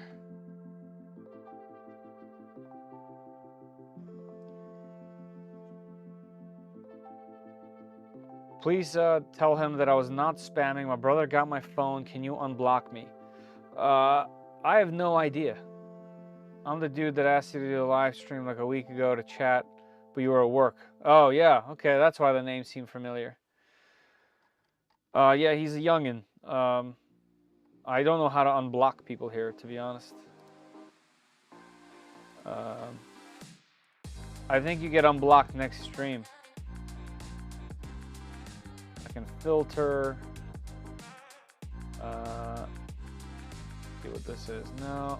Auto, I have volume, I can clean. No, I can't undo that. So you're not blocked from the channel, you're just blocked from my stream view here, so.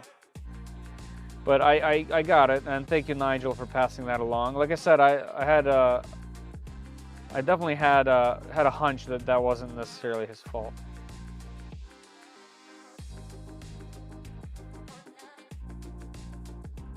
Yep, this is the correct answer there. It doesn't matter how it happened. It happened.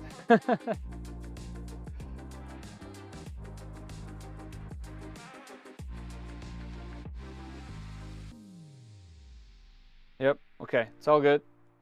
Thank you for the explanation at least, Good to know for next time. All right, let's assemble this. From the flat surface, of the fan case. Insert 2 M3NS nut all the way into the holes.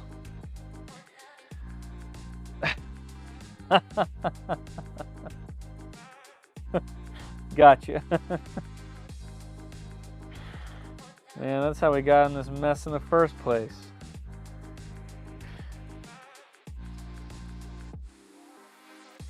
All right, there goes one. Push that bad boy into there. All right, and then we got some more pockets over here. There's one. There's the other. Okay. I do have one more. See if I can find it.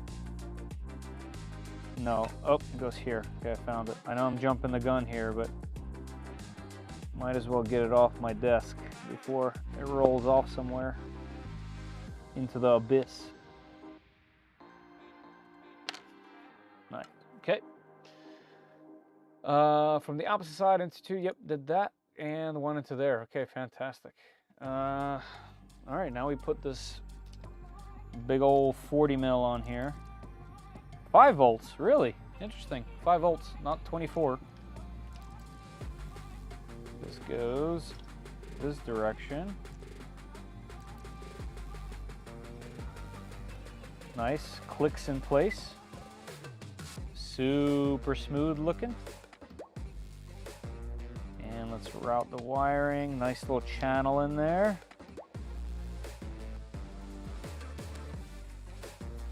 Perfect so far.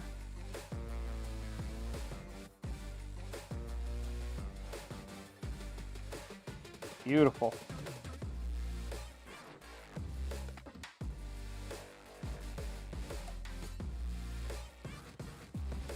Okay, got that. Oh, and then the cover goes on it. All right. Cover, nice and flat, just like this. And we're gonna use the 3x8. So those are the self-tappers.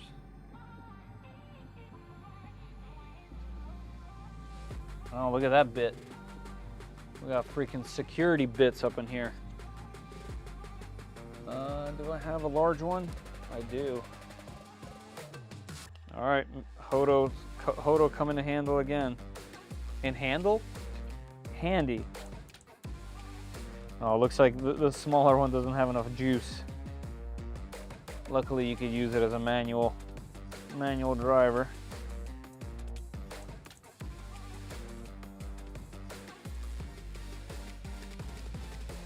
All right, beautiful. That does make it look and feel like a nice, very nice piece. Let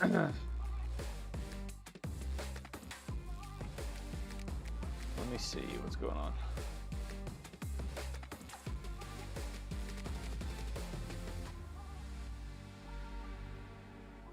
Hey Richard, how you doing? Looks like I missed the drama. No, nothing big. Little brother's like older than most of us.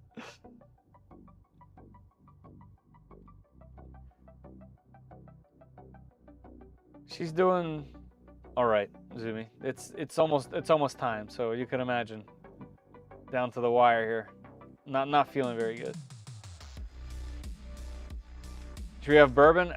You know, I didn't bring any down today. I had a headache, but I regret it now. I don't mean to sound stupid, but what's the thing behind you that's spinning around? Oh, this is one of my favorite machines, the Voron V0. This is the V0.2R1, I believe, from FISEC. It was a kit that we built on stream. Love the machine, and it just usually sits like off camera. And I rearranged my studio here a bit, and you know, I have the spinning platter there. I figured I'll combine the two. And this was a print that just finished in PETG, so we can pop that off.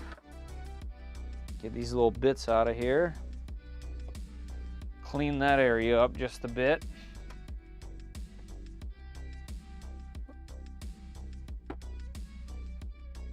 But this little thing is supposed to be, here, let's do this. This is supposed to hold my Hodo vacuum in a very phallic situation. And we're gonna put it at the top here. And let's see how that works. That is a very, very tight fit. I don't like how tight of a fit that is. Let me put it upward and then press down. Let's see how that works.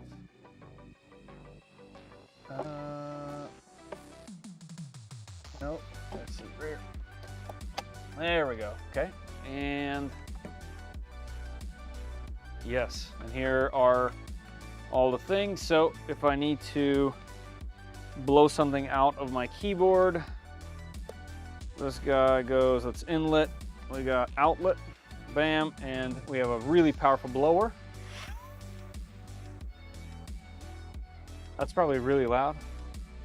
And then if I need to vacuum up some nonsense, put the vacuum attachment on the inlet. And once again,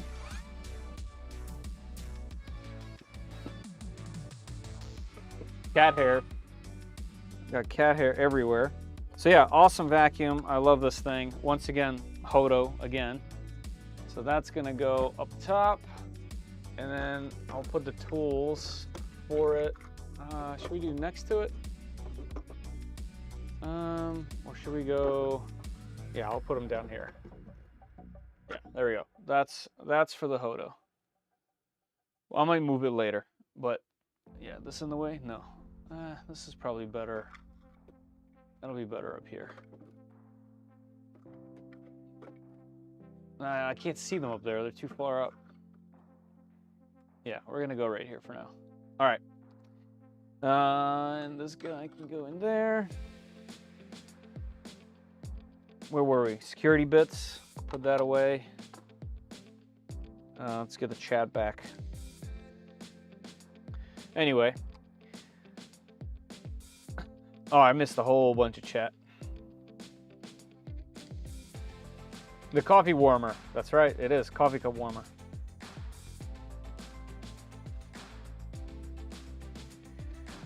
Our youngest is 15 months. I feel for you. Yeah, I'm gonna have a 9-year-old and then a 0. Hey, Martin. How are you?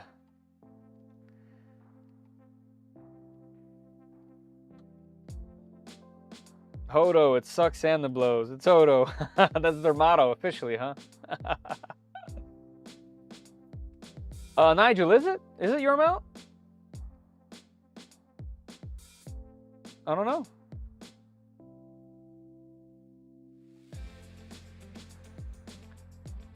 I have a noise cancellation on, and it works really well, actually. Can you use it on your Prusa blowhole? That's right.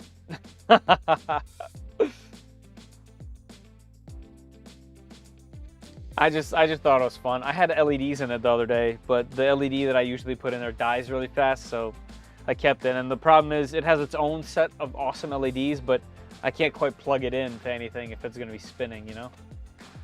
So I think so. It's on Maker World. Looks like mine. Yeah, it's got to be yours then. I didn't know. I didn't catch your name on there. What the heck? Oh, Maker World. Right. Let me see.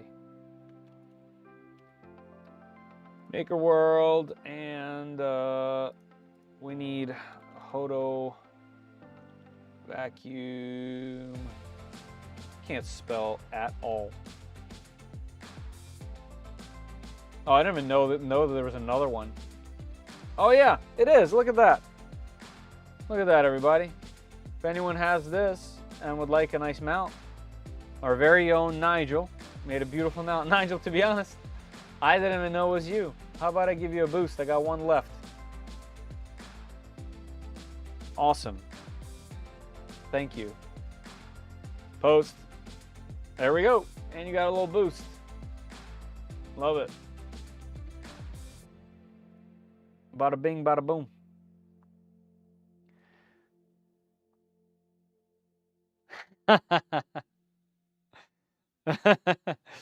Yeah, yeah, I skipped that class.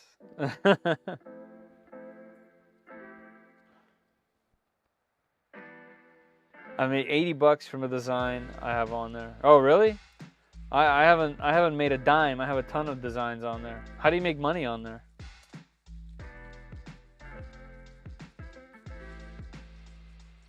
What was that sound? Oh, you know what? I think a piece of hardware just fell off of that thing. I just heard it. So there you go. Maybe it won't be spinning that much longer. Oh, I bet it got so hot. You know, I didn't ever check for heat because the thing spins for quite some time.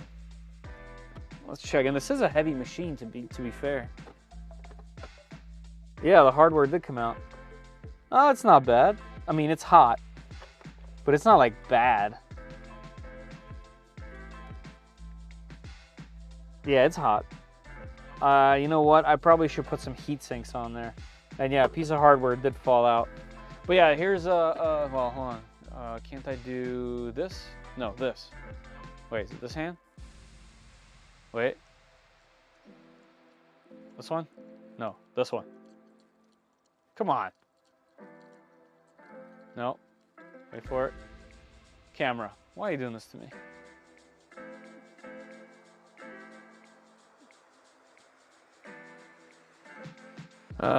Gotta do everything myself.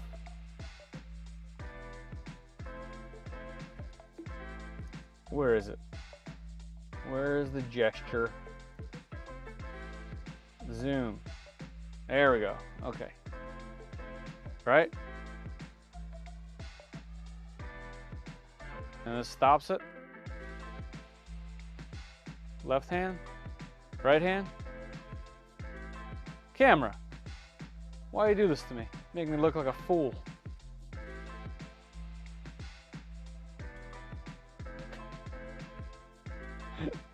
But seriously, what the heck?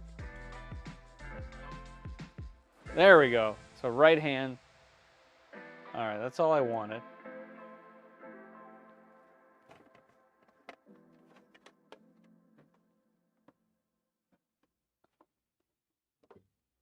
Come on.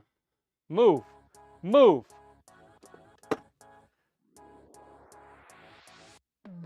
Get out of here. And now it's too dark for you guys to see. Anyway, that right there. Oh, here we go. Here we go. That is a microwave motor I bought on Amazon. There's bearings in here. 4 bearings from old skates, rollerblades.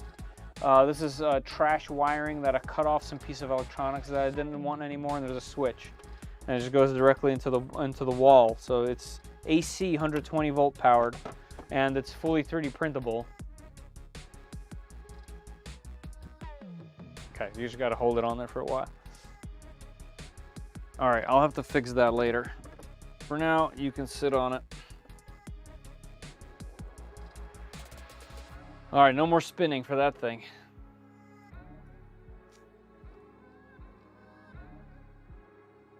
Redeem your points for gift cards. Oh, okay. I didn't, wait, so you can do it multiple times? I thought you just get one. That's why I never did it. That's funny. I swear. If I would have stayed in school one more semester, that's all I needed, man. One more semester, I would have been brilliant. You didn't smoke out yet? I see what you did there. I see what you did there. That's funny. Kenneth over there just enjoying himself. Let's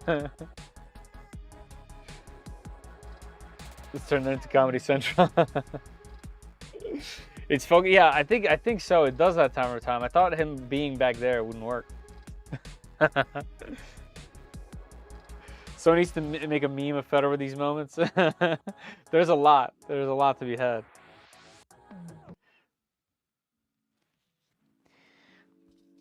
All right, where was I?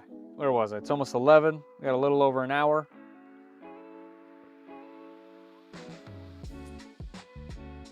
For those of you just joining in to this lovely stream, Don't forget, there's a pinned comment at the top of Twitch chat and YouTube chat. It'll take you to gleam.io, which looks like this. And if you guys wait another hour or so, we'll be giving away some filament from Polymaker. International, you can be anywhere in the world. One person is going to get picked. You have to be present to win. So I tend to pick some names. If you're not in the chat, I got to pick somebody else. 38 people only so far, so pretty good chances to win. All you have to do is answer the question. That's it. So pretty simple stuff. Get on it. Don't tell them you're diluting my odds. That's right. And also, thank you, Gryfang. Don't forget to hit that like button. I think it does something. I don't know. All right, let's keep building. Let's keep building. Oh, look at that. So this pops in there. Oh, yeah. Very nice. Beautiful fit. Look at that finish. It looks so good. What is this material?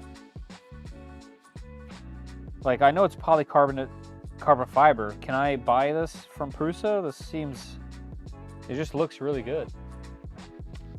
Close the fan shroud.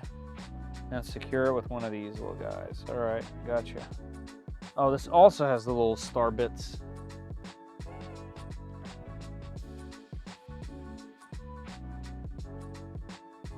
I guess we'll keep it out.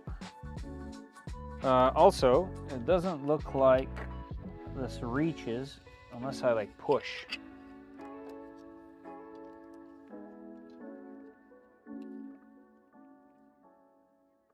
There we go. Now thread it in. Bam. Perfect. I mean, this is probably the closest to production as you can get with 3D printing, to be honest. Tighten the screw gently. Okay. I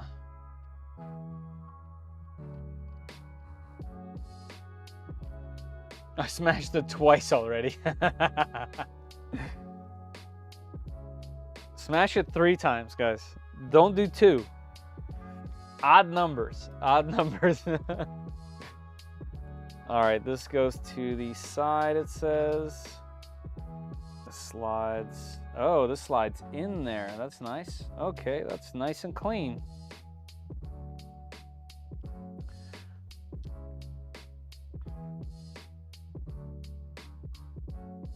There's pockets in that print. Ensure that the holes in the parts are aligned. They are. Let's go.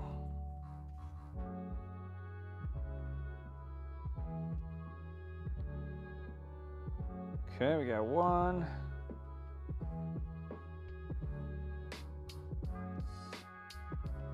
This one doesn't want to go in. Let's give it some help.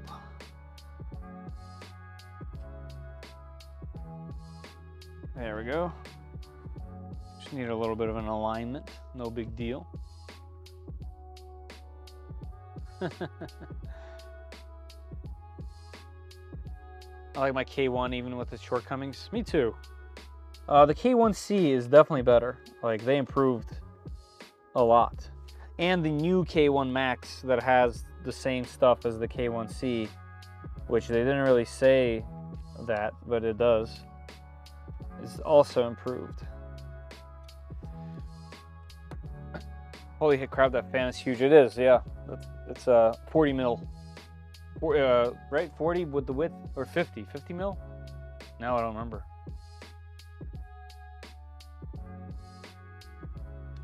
K2 Plus 1500. I thought it was 1200, but maybe it was on sale back then.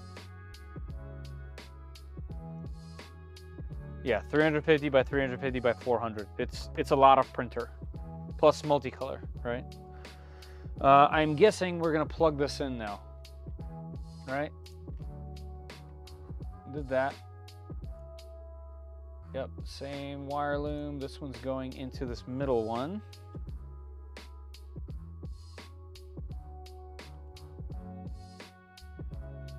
Okay, and let's manage this wire in there.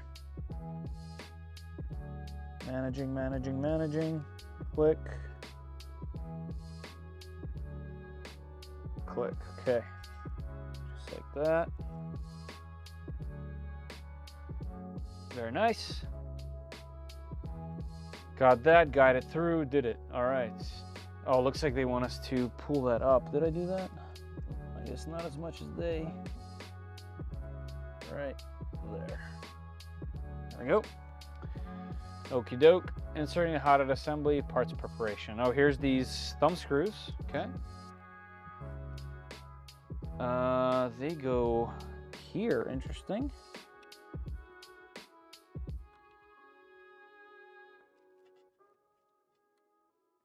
And I gotta get this out of that hole.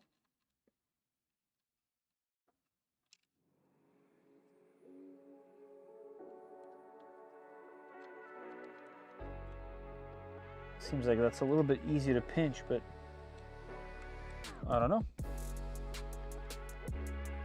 All right, what are we doing next? Insert the hot end assembly tube in the hole and slide the whole thing into the heat sink.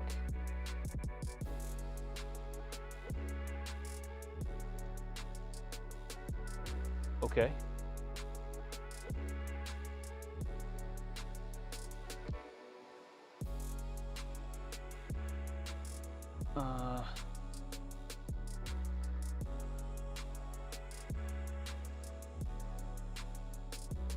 Interesting. Okay, let me read this.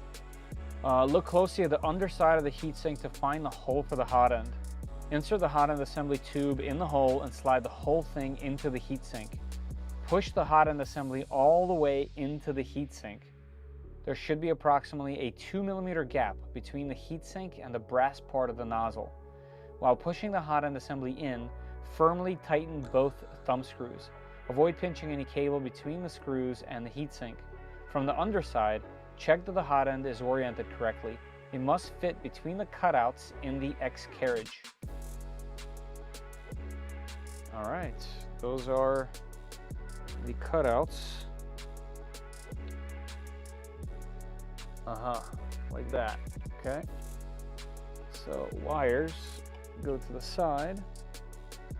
This goes up. Yep, okay, there is a gap. And then all I have to do is straighten this. The wires are out of the way. We're gonna turn in the thumb screws. And I already feel it clamping. I am slightly pinching this wire. So let's see if I can not have that in the way. Okay, like that. And this one now. Tighter. Tighter. Okay. Yep, that's looking good. It's all the way up. We all the way up. All right, then we got the wires. Let's see what they want us to do with that.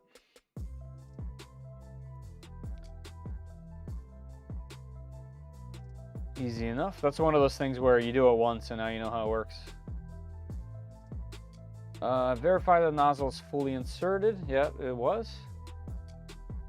Not visible. Okay, yep.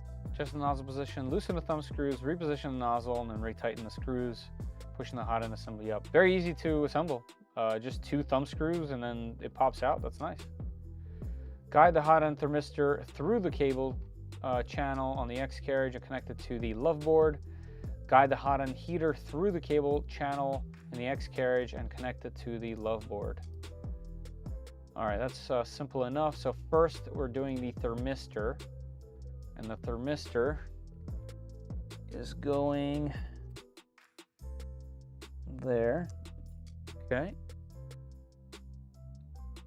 Let's spin this and click that in. Put these wires back here. And now this guy. And these wires are kind of like the thickest, so they hold everything in, which is smart. All right, and which way does this go?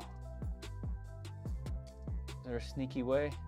All right, so just up, over, in this way.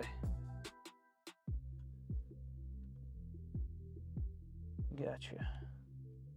There we go.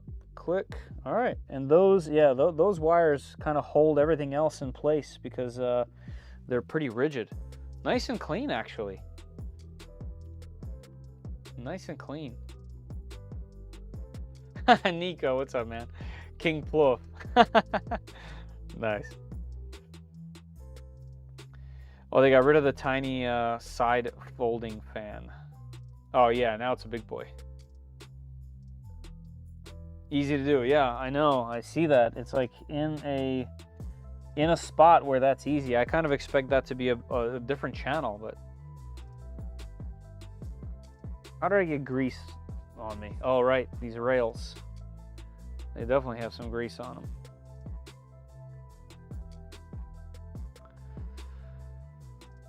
I think this extruder would look good on my 2.4. That'd be cool. I wonder if anyone has put this extruder on a Voron. That'd be kind of interesting.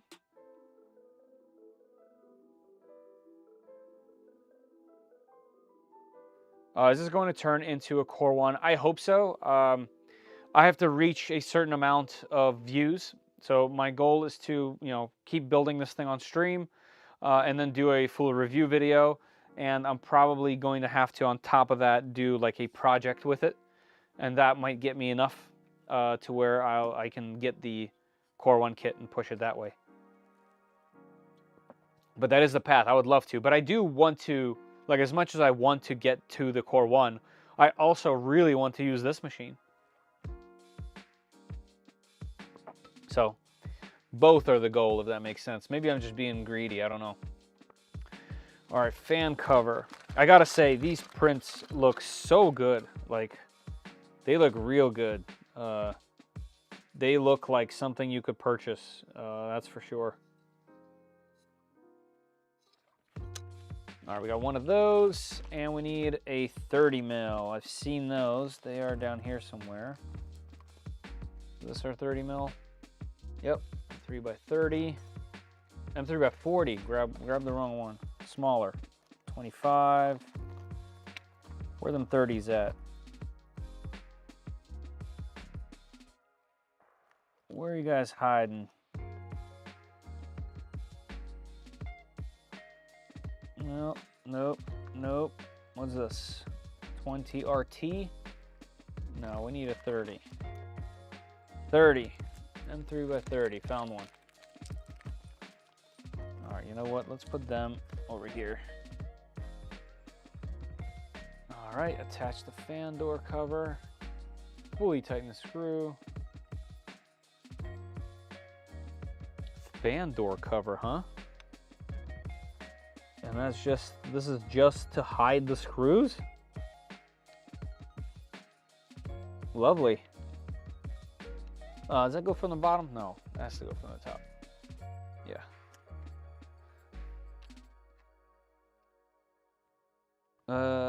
This guy.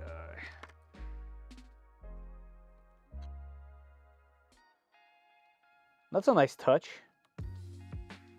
I like that. Is there going to be a cover for the top as well to hide the wires? That's cool. It reminds me of, the Voron's stealth burners and stuff have covers, but I don't have a tilting one. You just have to kind of take it off. That's nice. Alex, that makes that look much cleaner for sure. Since you see less wiring, you know?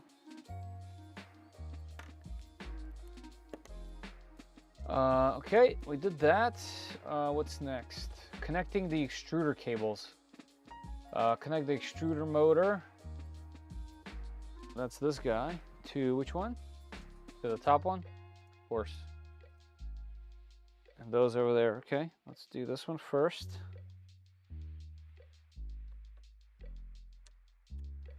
Click. All right. Then this cable. Click. Very nice connectors.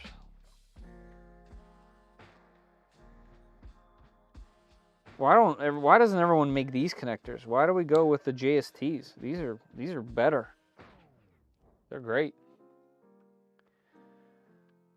I'm eating a peanut butter jam sandwich Jalapeno mango jam. That seems so good. I want this. Very yummy. Hey, nice, nice. Thank you for the gifted bearded printer. That's very kind of you. Thank you very much. Hey, look at that. And Zoomy got it. You know what? No one more deserving. So thank you very much, bearded printer. Really appreciate that. So far, it looks like I might get it done. Wow, we still have the whole bed assembly, the screen assembly. Yeah, we'll get the extruder done, that's for sure. And we'll probably move on to whatever's next.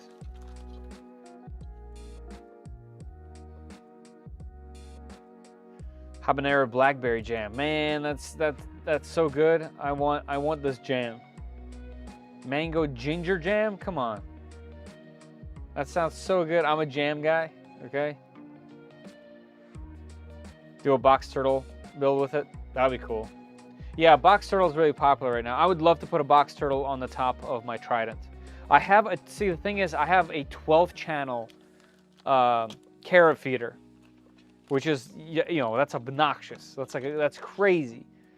Also a very complicated build.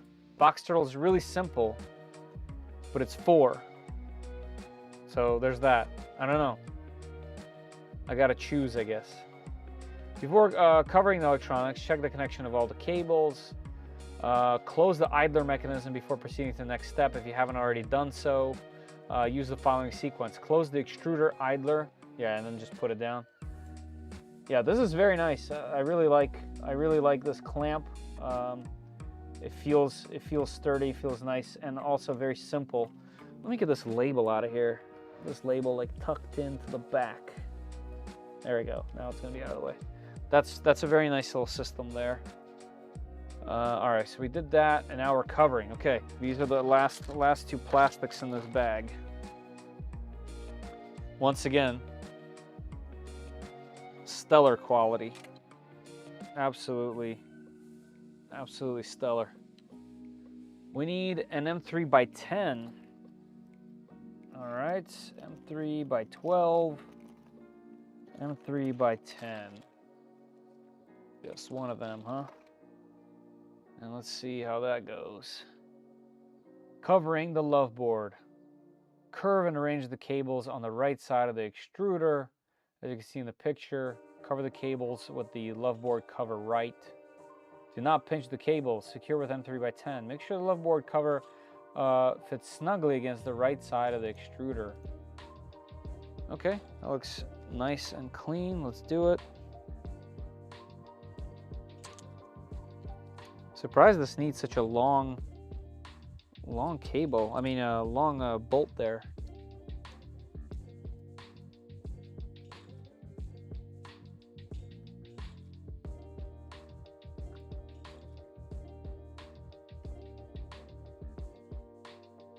Okay, going in nice and smooth. Don't need to go too tight. That is nice and clean. I love that. I know you guys can't see it, but it looks like this. Very clean. Okay, and now we got this. Push all cables to the extruder to make some more space around them. See this picture. I mean, everything looks super tidy there. I'm not worried about that. Slide the love board cover over the extruder. Oh, it just slides, no hardware.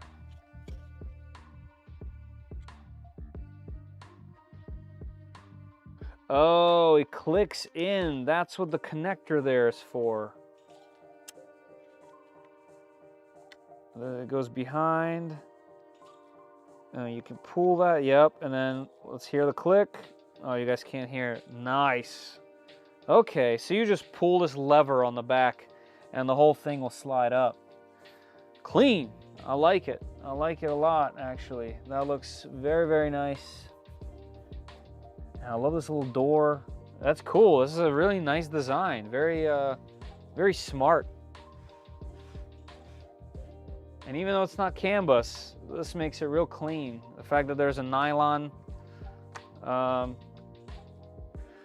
what's it called? Nylon rope in there. That's nice. Tensioning the belt. Okay. Let me catch up with the chat real quick. I'm over here freestyling. Oh, the background music. Yeah. Yeah, it was a good beat.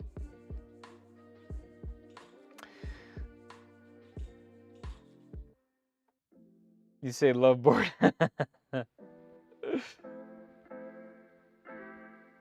I need to listen to an example so I can do it right.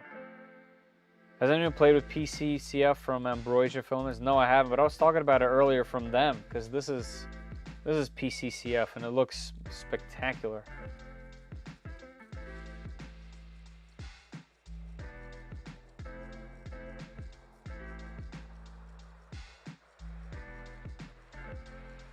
Oh, she did. I wonder if she'll get a message next time she comes back. Ah, yeah.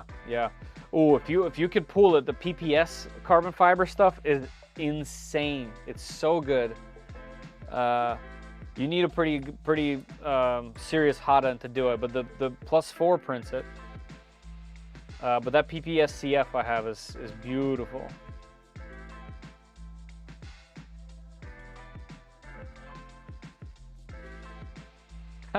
Dogsicles, nice. Yeah, we'll be here. All right, let's keep it moving. I got about 45 minutes or so. All right, in this step, we'll finish tensioning the belt. Please read the instructions first. Your belt might have proper tension already, and there's no need for additional screw adjustment. First, lightly release. Well, let's see. I would say that's pretty decent. I'll do it anyway, but I would say that's pretty good. Let's move the machine a little closer to me.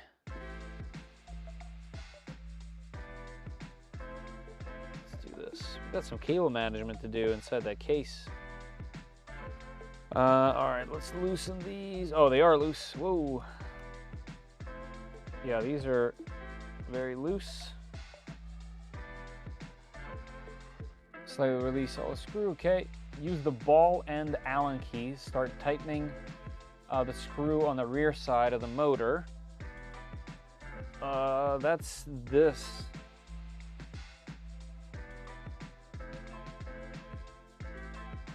All right, using ball and key. For optimal performance, the belt must have resistance when pressed with your fingers. Move the extruder X and idler. Try to tension with the middle X axis.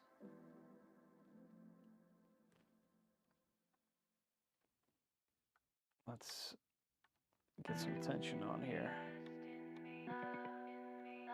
I don't think it's moved yet.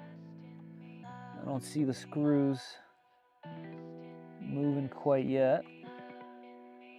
Screw is definitely going in though. Let me see if I can see it better from the back here.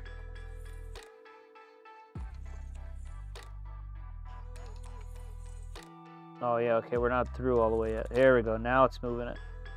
There we go, okay. We just needed to go a little further in.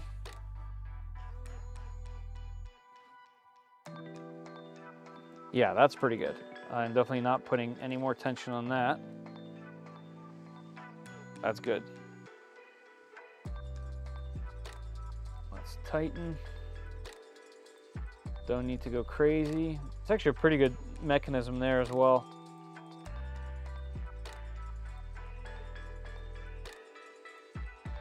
Okay, that does not need to be crazy. And where's that one paper towel? Because I touched the rods again and they are greasy. All right, so when you achieve optimal tension, please tighten the set screws again. Oh, look at that, we can do an app. Should we do it? I guess we'll do it. Let's go to the App Store. Let's see, search. Prusa belt. Is it in the App Store? It is not. Is it a website? Prusa MK4S. No.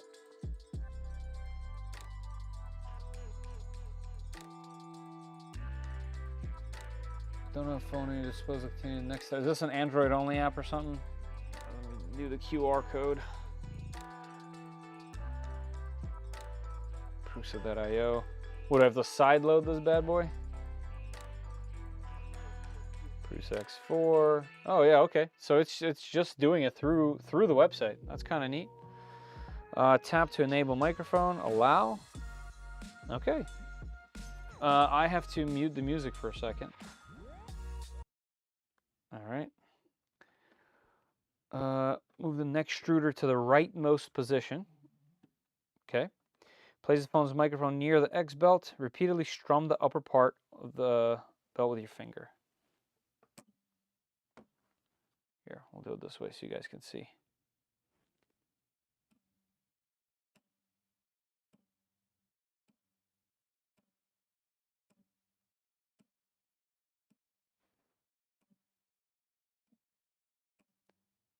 So it looks like we're somewhere between 95 and 90 something. The belt is too tight, okay?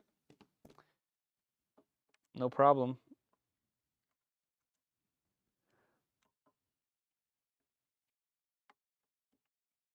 No problem. Let's bag this out a little bit. Let's see.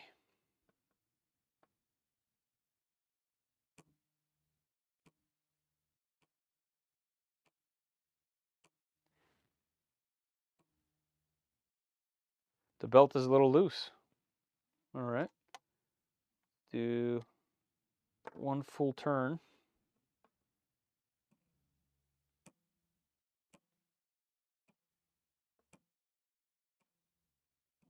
No, that's not, it can't be that tight.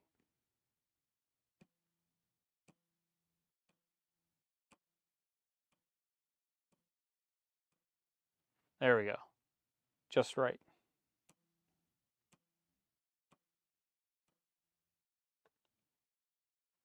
All right, that's good. So we'll tighten it here. Nifty app.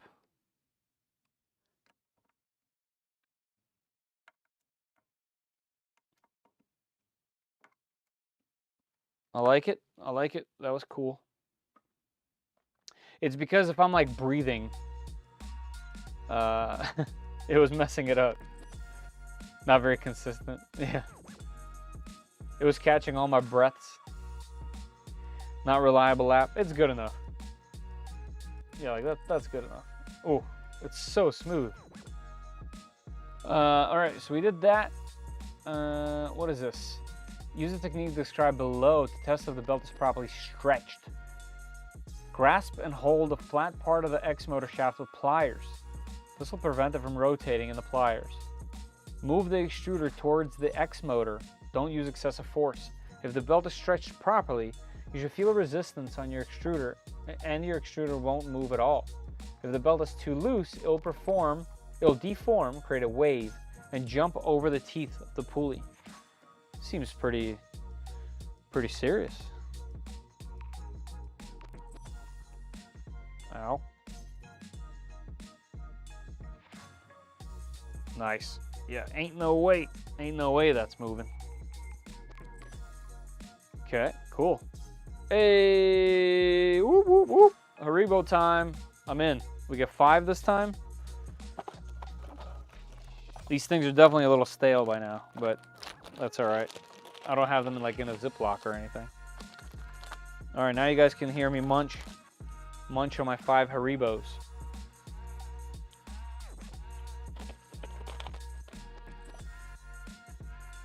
Delicious. Where in the heck did this tube come from? Oh, that's from my V0.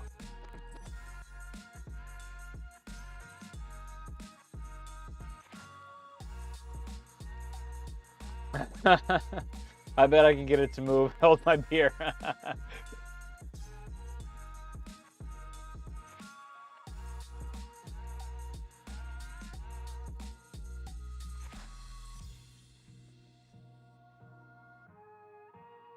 Yeah, nice. Good on you. Good, that's a good financial move. Some premium bears. Let's go to the next chapter, LCD assembly. All right, let's keep it going. Yeah, definitely a really beautiful extruder. We're about 45 minutes left. Let's see.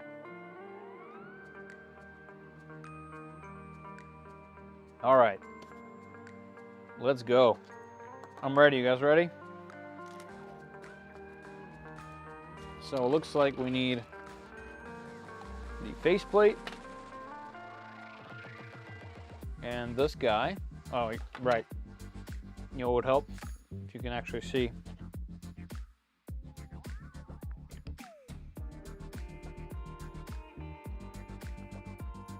Then we need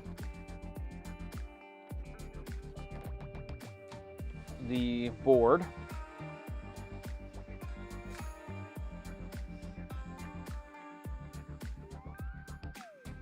Okay. Here we have the board. And reflector sticker set? What? Oh yeah, that's on there.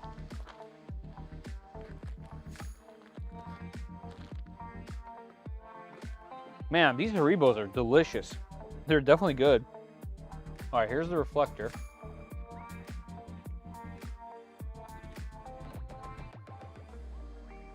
Oh, yeah, that'll be good. Let's do it.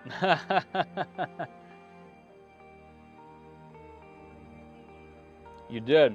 You did. Right? That's kind of weird, right? Like, I think everyone would welcome that this is injection molded. And I'm over here like, man, I would have loved to see like a beautiful, you know, multicolored print. Is that weird? That might be weird, because I bet that's a minority take. Also, this thing is still using my, I'm gonna close that app, still using my microphone. Nice, that's the best way to do it. I like that. All right, we need some more of those little screws. The self-tappers, 38ST. We need 4 of them. And whatever that is, look at that little thing. And a PE fasten? I've never heard of these words before. Where do I find such item? Oh, it's in there. What the heck is this? Looks like it's a plug thing. Is it? That's called a fasten? I had no idea. Grounding spade. Yeah, that makes sense. You have the printers for the kid? Exactly. Give them the printer. You take the bourbon. Fair is fair.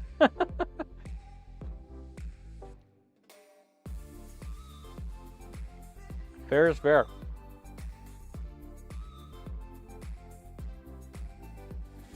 This is an interesting step right here. Why? Is there like LEDs down there or something? Oh, there is. Okay. Sticker's damaged? No, we're fine. Let's peel the sticker.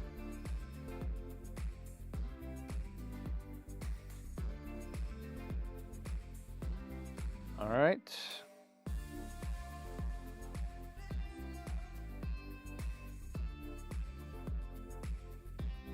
Come on. There we go. Get off my finger. It's very sticky, super sticky sticker. Position the reflector sticker on the strip. It lines up with one side.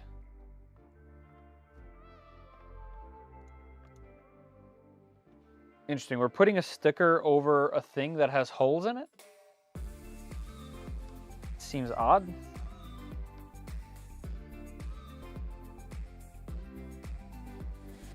I would assume it's not going to work very well. But it looks like it works very well. For something.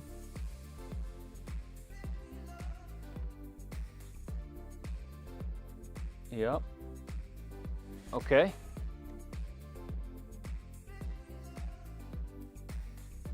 Weird, but all right.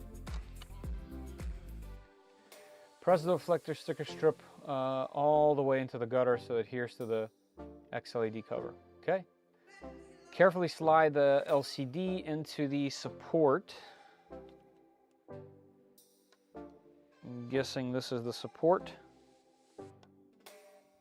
Let's get some photos up. Yep. Okay. Underneath.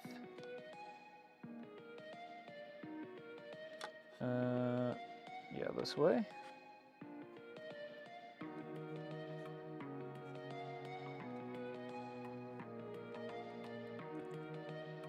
Okay, got that right there. I need to move it just a little bit to line up this screw. Okay, in, push down. Okay, perfect. Let's line up, it does. Lines up, lines up, lines up, okay. Cover on. I gotta do the peel. Oh, hold on. On. I need you guys to enjoy this with me. You ready? Music off. And we're gonna do mic, this guy, filters, and I'm gonna turn off my noise suppression. Yes, turn it off. All right, you guys should be able to hear me with all the background noise now. Ready for this? All right, here we go.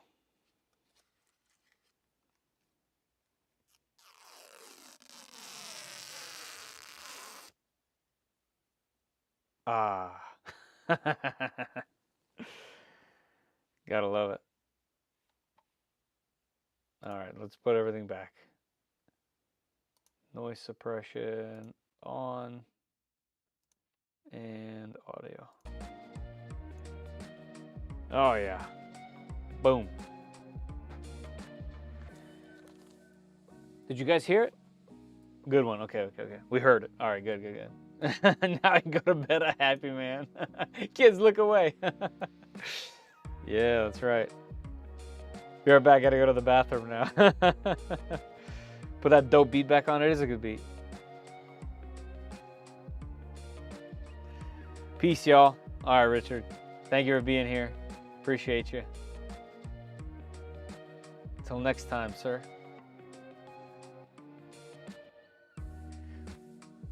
We are keeping all the plastic factory screen protectors on the wife's Rivian. You might as well. They got plenty of screens with protectors on that bad boy. Which one did you get? I'm gonna assume the SUV, but I don't know. Also, the hatchback that they're about to drop at some point, I am looking forward to that actually. It looks gorgeous. It reminds me of old school Volkswagen, and just something about it draws me to it.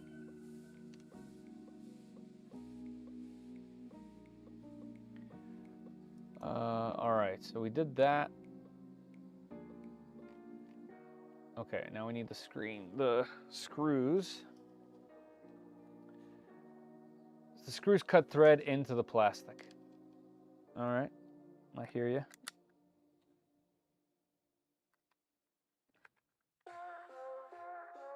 Oh, Nico, you're gonna like this beat too.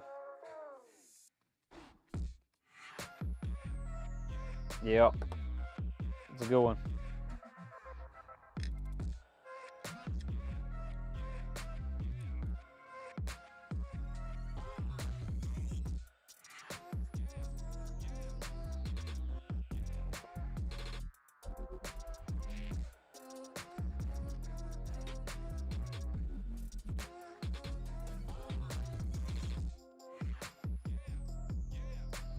R1S with a bigger battery. Insane experience. Feel more like a 3D printer than a car. I believe that. I believe that. Yeah, I like what they're doing. You know, all of our Amazon trucks are Rivians. And they got another contract with somebody else that was a big deal. They're going to make a lot of money from that. All right, hold on. They told me to take out 4 of these things. And am I missing a thing? Where? I think I'm missing something. Yeah, definitely. This. The fasten. And the 4th one. Where are we installing this?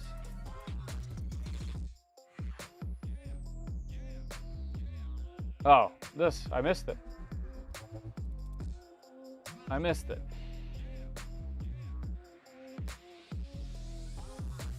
This is an interesting way to do it. This is very unique.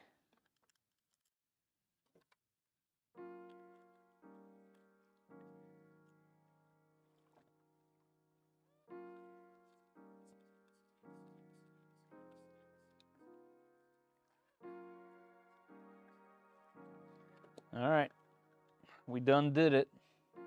Okay, there's the display. I saw over there we needed a knob. I'm just gonna put that on now for funsies.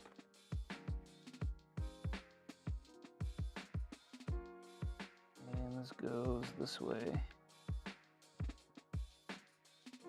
There we go. I'm sure we'll be printing that in orange, right? Let me grab these cables. For the following steps, we need this. Okay.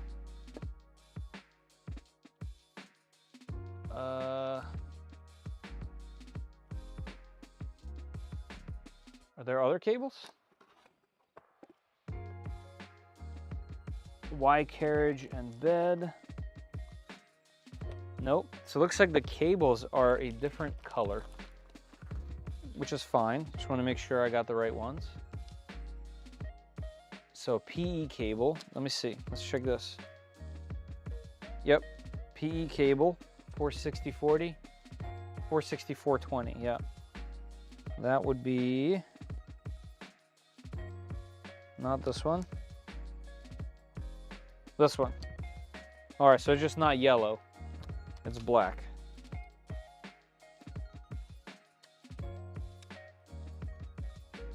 Yep, this is it. Okay, PE cable. That's the LCD cable.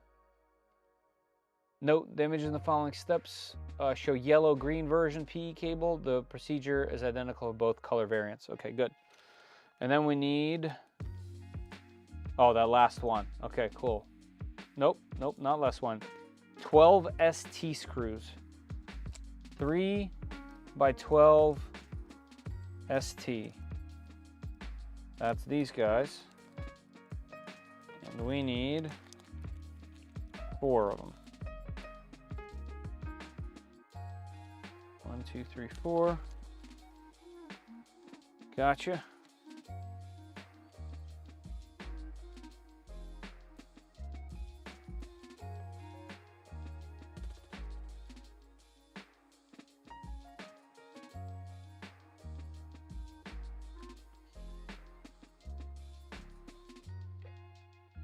There are a few US-made 3D printer brands, so Franklin mentioned Fusion 3 in one of his videos. It's more business-oriented than the common Chinese brands.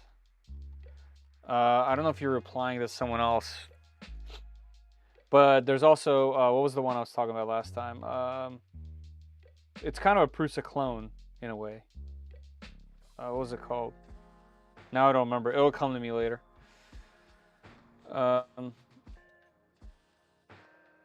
I've been announcing Federer's antics for a while now.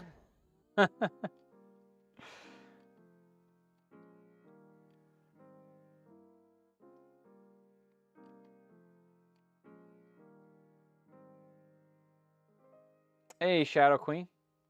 Amanda, how you doing? Hello, hello.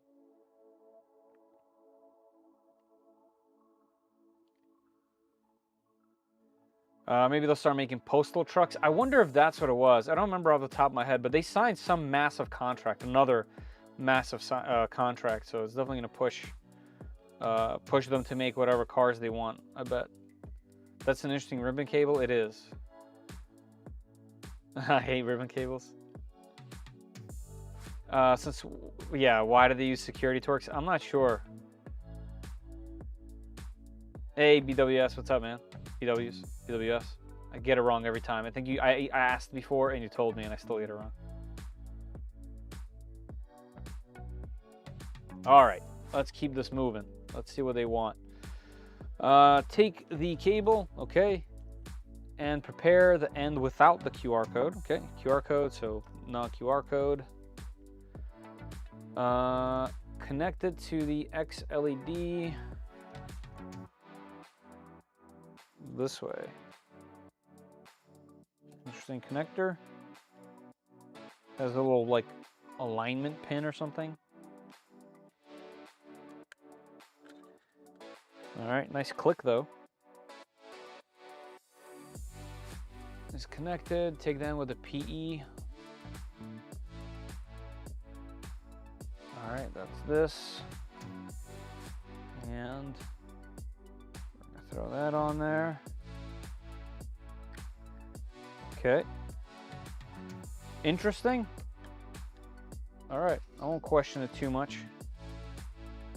I'm sure there's a million ways to do that, and this is how they did theirs. There are 4 holes in the front plate. Okay, insert 12 screws in there. All right, will do. This is them Torx bits. Do I have that for the bigger Hodo? I do, because we're gonna need the torque. We're gonna need the torque of the bigger Hodo for these. Is the right bit? No. I don't think I have one small enough for the big Hodo. Bummer. All right, we're gonna go handheld mode, no problem. Okay, so this gets installed. And what are we doing with the cables? Tighten them up, the screw threads directly into plastic. Okay, gotcha. This, where are we threading this through? Just underneath, okay. Underneath, and then we will route it all on the side.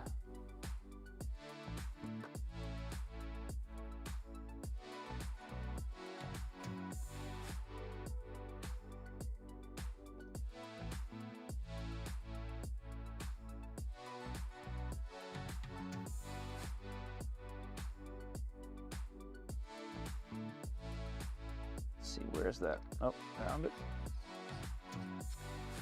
Right, I'm just gonna get these started. So I'm gonna have to hold this thing. Okay, and one more. This is an awkward spot. Can I go from here? Okay, a little better.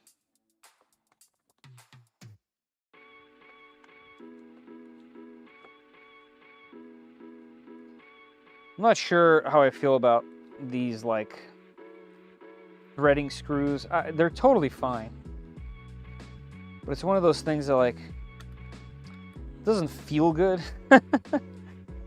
I wish there were heat inserts, or even just the drop, you know, the square nuts in there feels better because it's like metal on metal and there's an end to them, you know, like this. Like I said, this is totally fine, but this part I'm not the biggest fan of. Very inexpensive and simple, that's for sure.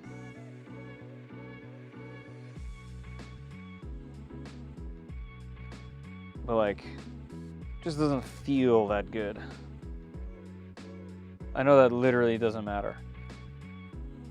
Like, even in my printer reviews, I talk about that a lot, how things feel like a plastic door versus a glass door. And people argue that like that doesn't matter at all. The plastic actually holds heat better, like all this stuff. But it plays a role. There's a user experience, and the experience is obviously different for everyone. Everyone has different values. But it plays a role. Nice. I like that you can't see the wiring once this is in. That looks very nice actually. Reminds me of all these old school machines that I used to have. All right, let's put these back real quick. Just because we have about 15 minutes left, by the way. If you guys are just joining in, there's pinned comments at the top of both chats, both on Twitch and YouTube. And if you go there, it'll take you to a gleam.io link where you can win a chance. You have a chance to win filament from Polymaker, which sponsors my live streams with filament. So check that out if you can, if you want. Yeah, that'll be fun. All right, let's see. This says route them, and this cable goes first. So let's do that. Let's manage these cables right quick. Easy enough. They fit right in.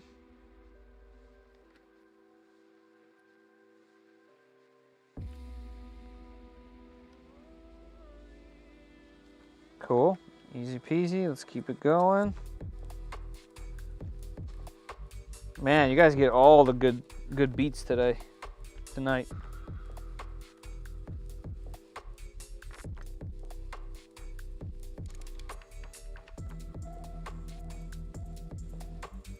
right, that goes there. That is looking nice and clean. Okay, what's next?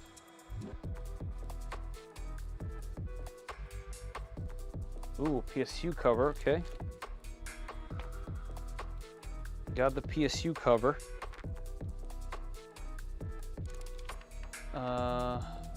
M3x10 screws.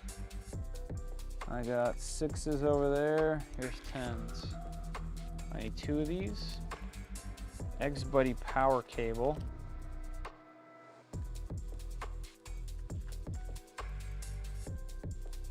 X-Buddy power cable. That's this, right? Let's check. X-Buddy power cable. That's this red one. Oh, they're both red. Okay, let me make sure I got the right one. This one is points in blue. They're both Buddy power. They're labeled actually. Mark IV Buddy power. Mark IV Buddy power. Why do I have 2 of these? I have 2 Buddy powers. Oh, it does say 2 of them. Okay, fine. And then this is what? Power panic cable. Okay, I don't know what that means, but we'll go with it. And 4 zip ties.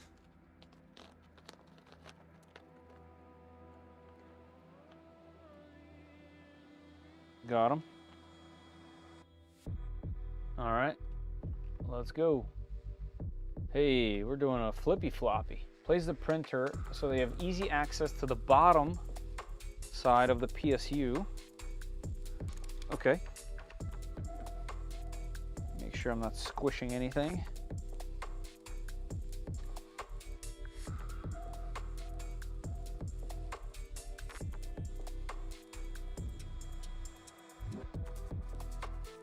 All right, somewhere there, like that, I think.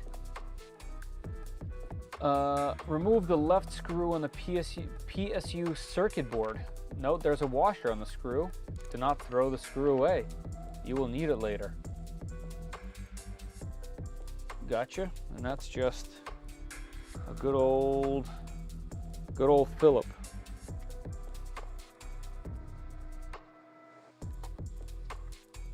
Okay, and it had a washer on it. What's next? Yep, got that. Aha. All right, which one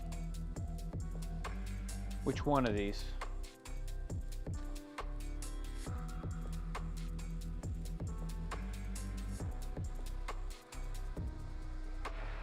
Because my ground cable has 2 on there. All right, let's see. Place the single end of the PE, not the forked end. Aha, well, that explains that. It's this one.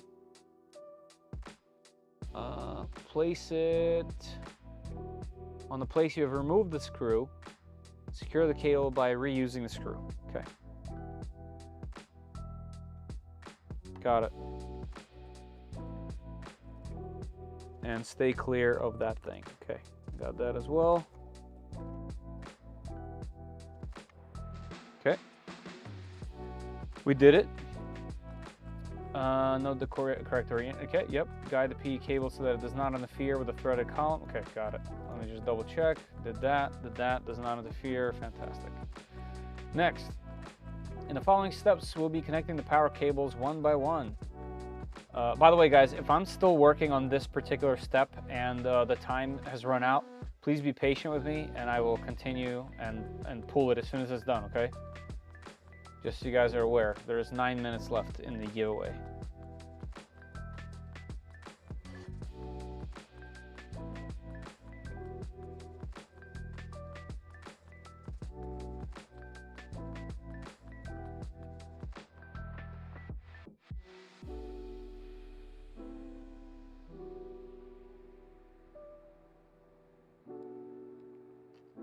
I think it was bearded, right? Oh wait, can I not go up anymore? Oh, that's a bummer. I think it was bearded. Yeah, it was bearded, I think. Okay, all right, in the following steps, connecting the power one by one. Terminal screws are installed in PSU already. Loosen them, but don't remove them completely. Gotcha. Looks like we're gonna need 4, so I'll just loosen them all.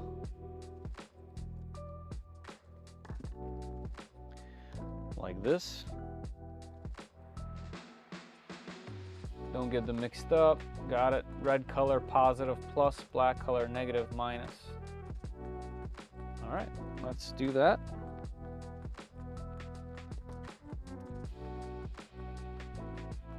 They got little hands on them. See those little guys? they got little hands.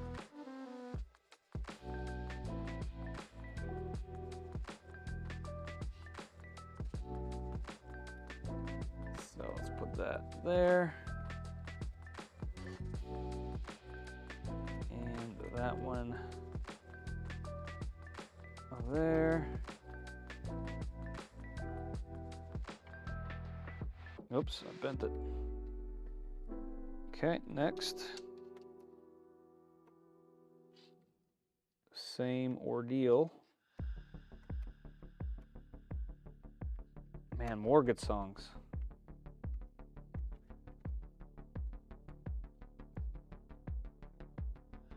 All right, and this one, bada bing, bada boom. Red on the left, black on the right. Got it.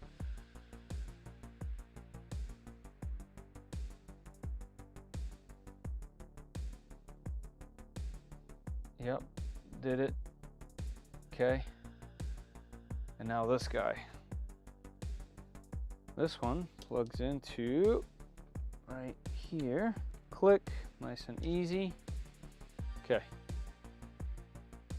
And the cover goes on that way. All these go under this way. And all of them go this way. You know what, let me put the cover on first.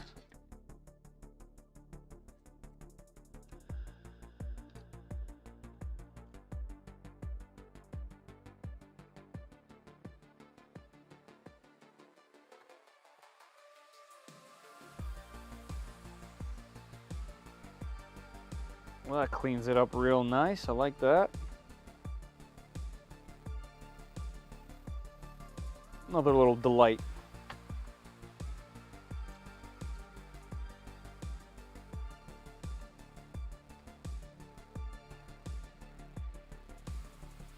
All right, does this motor cable go with them? No, this goes, according to that picture at least, it's separate. All right, and then these, all of them, go this way.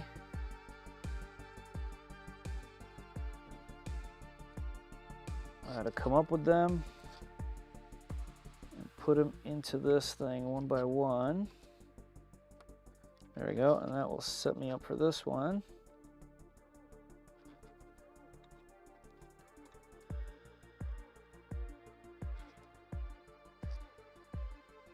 Come on, where you go, cable?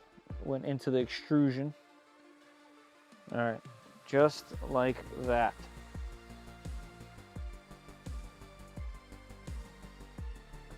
Okay, nice and flat. Won't get in the way. Cool.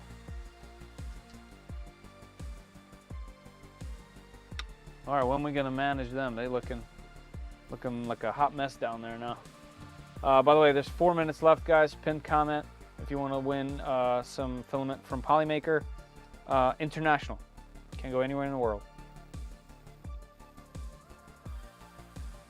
Oh, here we go. Zip tie.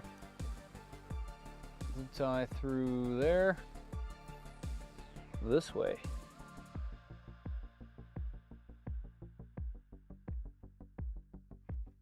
Okay. And one this way. No problem.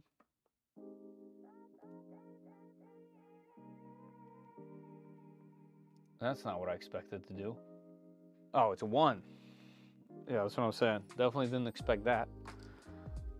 All right, so 1 goes this way.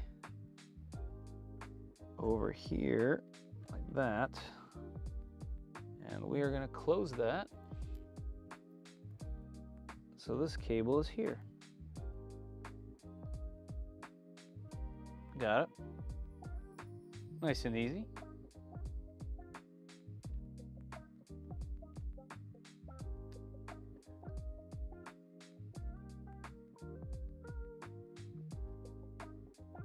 I don't know what you guys are talking over there.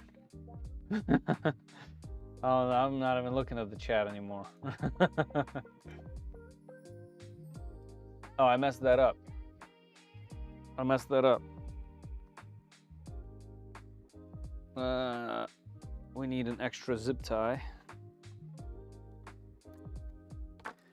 because I'm not very observant. This goes here. This goes like that, because that will hold the cable in the channel. And that is what we want. In the channel. There we go.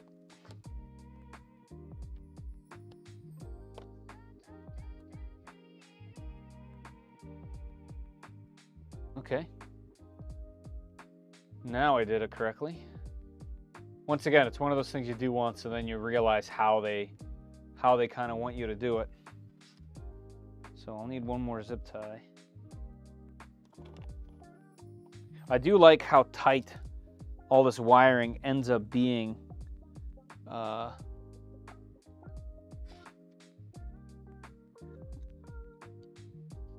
It's nice and clean. They want me to put this thing towards the front. I'm gonna put it in the back because I'd rather have this thing sticking out the back than the front.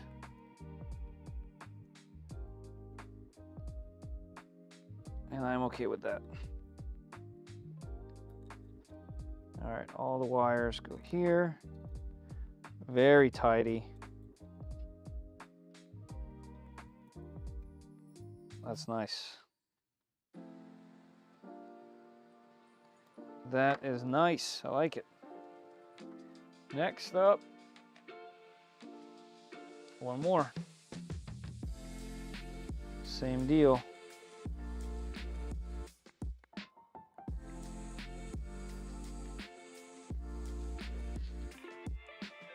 Come here, wire loom.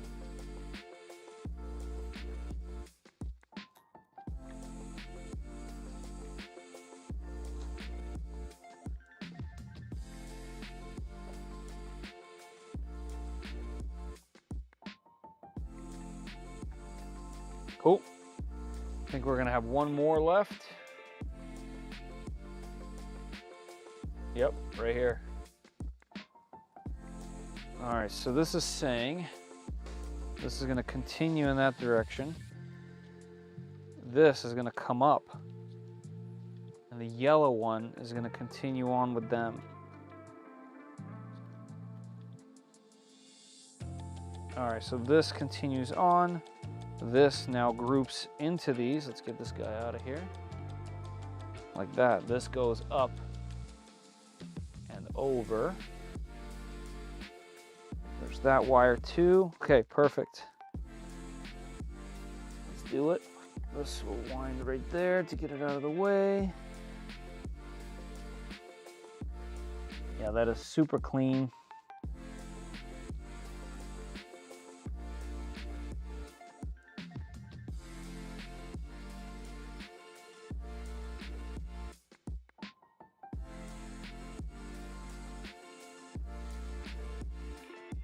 Let's get that in there. Okay, got it.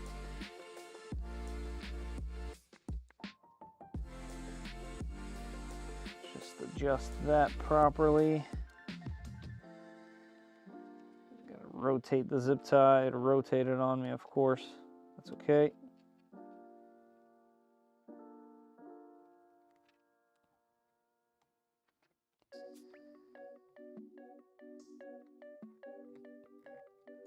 All right, nice and neat. Yeah, that's very nice.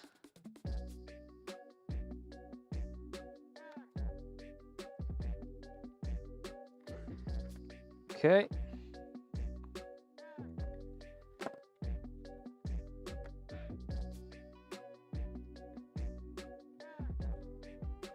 All right, this zip tie I spun.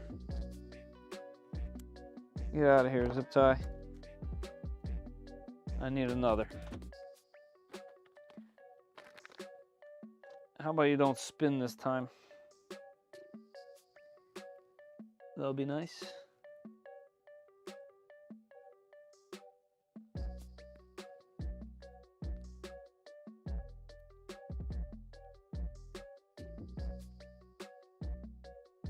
Come on, zip tie. This should be a very easy step.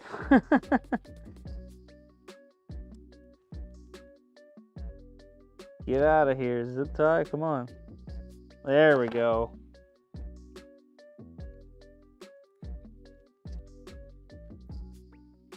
Sometimes you gotta battle with it a little bit, you know?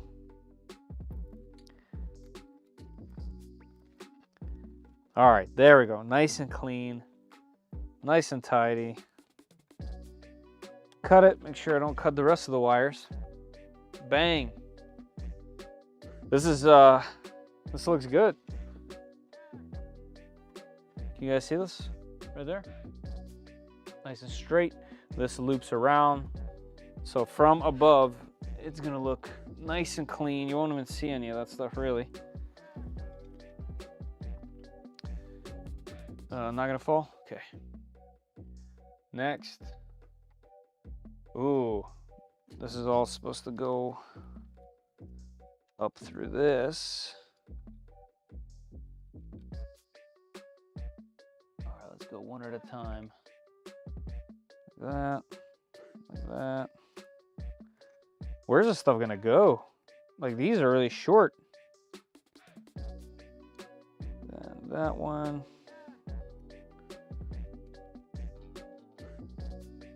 That one. And we have enough room for this one. And that's about it. That one is maxed out.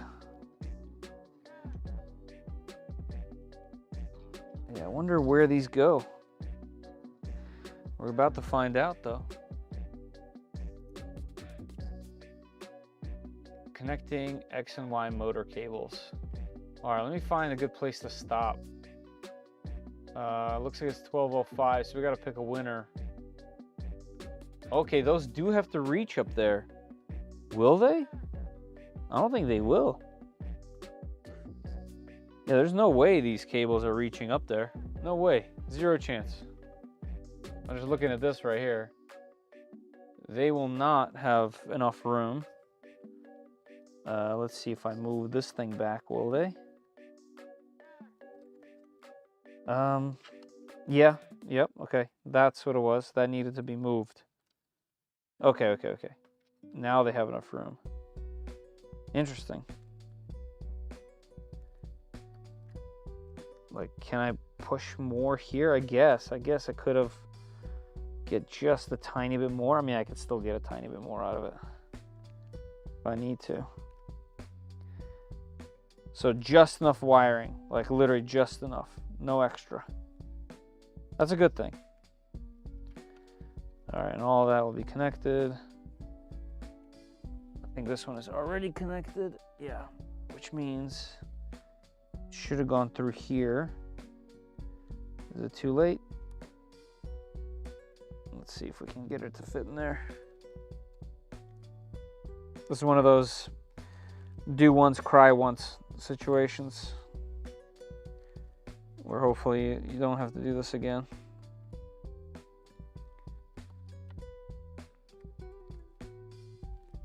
Let me get these needle nose pliers to pull this thing apart. Get that wire in there.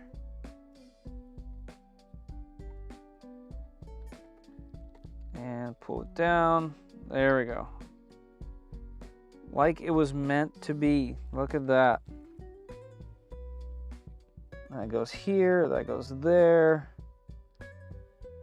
These are gonna go up that way. Sweet Caroline. All right, looks like this is where we're stopping for the day. And let me just mark it in my memory here. So we just did some cable management and we're on step 20, where we're gonna connect a bunch of cables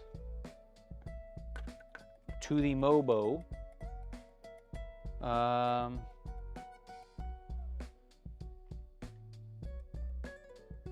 Cool. Looks like you gotta bend that baby, huh? We didn't need to. Looks pretty clean without the bend. Yeah, that's all good right there. All right, that's awesome. So we have a little bit of wire management to do now. I'm still unsure that these are gonna reach. They're actually not gonna reach. So I'm gonna have to figure that out next stream. Like these, maybe some of them will reach. I will have to see if I can pull, yeah, like this one. Nah, it's gonna be real tough to get that. So I will have to see what's up with that. Yeah, I'll have to just, out of here where they come out, I'm just gonna have to tighten this up. Like this thing could slide down, and that will give a whole bunch of slack because it looks like I need it. Yeah, so I'll be adjusting that. I'm gonna move this. Essentially, I'm gonna move this over, and that will give us this slack, and I'll pull them through the zip ties so that I can get them up there. They only need what, like an inch, 2 inches? Yeah, those technically reach. So I just, and this too, the ground cable as well. Yeah, that has plenty of room. Okay, I'll make that adjustment. That's not a big deal. Otherwise, nice. A lot happened on this thing.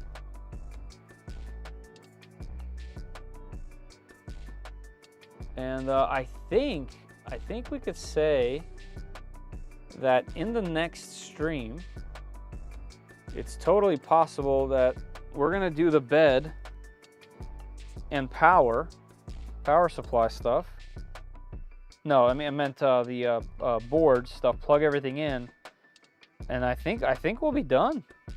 I think we'll be able to at least set it up, if not even print on it, on the next stream. This thing is beautiful. What a great, good looking piece of machinery right there. All right, guys, what do you think? No, I think we should be able to get it done in one. Nice, thank you. in the S manual. I see that. That's funny. You need to route them differently. Yeah, it looks like it. It looks like it. By the way, hey Maker Viking, how you doing? Yeah, I wonder which part specifically was different here. I'm guessing it's this. Like, yeah, okay. So on mine, I went a little bit closer to this foot, about an inch, and that is what I need. So basically, I'll make this straight. I'll just do it real quick, like not right this second, but you know what? Let's do this.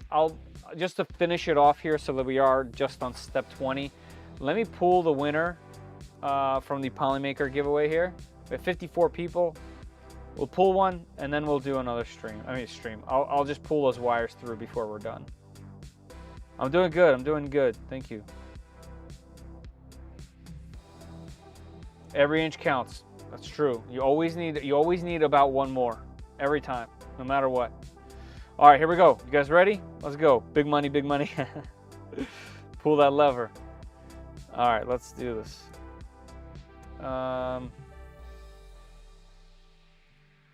Why is bamboo? Oh, okay, it was just telling me it was done. All right, let's go to competition. Let's go to winners. We're gonna draw a winner. We're gonna pick a 1. Let's draw. Okay, got 1. We're gonna announce winners with avatars. Let's go. We got Brian C. Brian with a Y. I know a Brian with a Y. And the last name checks out too. I know who this is. Let me check the email. I think this might be our very own B Cuddy. B Cuddy, you in here? I know you were in here earlier. But congratulations, sir. If you're in here right now, you know the rules. You know the rules.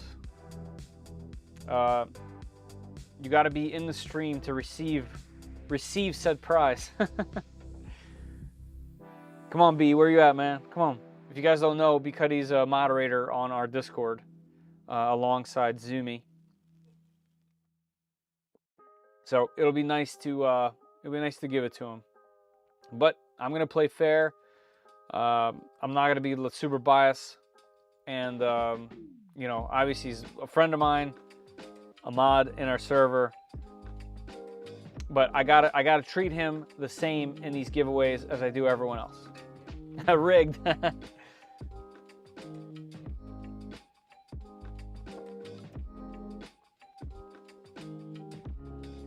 So I'll give him the same time as everyone else. I usually give him around 5 minutes. So we've been already playing around for 1, so I'll do another 4 minutes, 3:30 here. 3 minutes, 30 seconds. And yeah, if he doesn't pop into the chat, then we unfortunately have to grab another winner here. Come on, B. I'm rooting for you, man. Rooting for you, baby. Get in here, get that Polymaker. Man, these guys have really good bearings. There he is. See, I was rooting for you, man. B, congratulations. You have won yourself a spool. Well, more than a spool. You've won yourself filament from Polymaker. And since you're here, I usually tell everyone to send me an email. You have to do the same, actually, because I have to... oh, no, you don't. You're good. I'll message you on Discord when we're done. All right? And if you're still around, basically what I'll do is I send out an email to Polymaker. They give me a code. I take that code, and I send it to you along with a form. You fill out a form, you put in the code that I give you, and that gives you credit in their store. So... cool. Congratulations, man. Lurking way too hard. I know your style, bro. Fedor, please don't grab the winners. I see what you did there. Maybe less of a spool. Depends on what you pick. That's true. Yeah, that's true. Hey, thank you, Oliver. That's very nice of you. I appreciate that. And, hey, look at that. I mean, B, you're just winning a race. Rig stream, rig stream. Yo. Dang, I must have hit that button, the rigged button. So rigged. Dang, boy. That's funny. If, oh man, who was that one guy that was always in here trolling everybody? Chad. You guys remember Chad? He was in every stream for a while, just trolling. Like, he didn't say anything except for trolls. Chad would be having a whole fit right now. I'm so confused. That's funny. Hey man, this is a great stream to be a part of. Win some filament, win a gifted sub. Fantastic. Hey man, you know what? Congratulations. Rick to the yeah. It doesn't, you know, as good as it feels to be able to hook up Brian, the fact that it's him for both the things is sketchy, I gotta say. It's pretty sketchy. Now fix that wire. Yeah, definitely gotta fix the wire. That's funny. Chad's famous words. Yep, he would spam it right now, to the point where I had to tell him to stop. Remember, like, there's been plenty of streams where I was telling Chad to calm down and stop. That's funny. Won a 5X in 2024. Already won once from 3D Musketeers. Nice. Hacks. It is. Something is up. He knows the system. Nah, man. Congrats on that. Did he? Did he ever get that +3? Yeah, he got both of my +3s.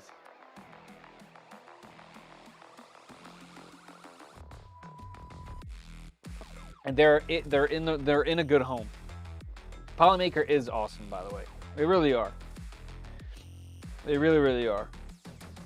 I'm Chad, but not that Chad. You're all one Chad. Come on, let's be fair. Yeah, that's right. That's true. That's true. All right, let me fix this wire real quick, and then we'll wrap up the stream. Because I'm gonna forget to do this. I might as well do it. Easy there, Tiger. Might as well do it correctly.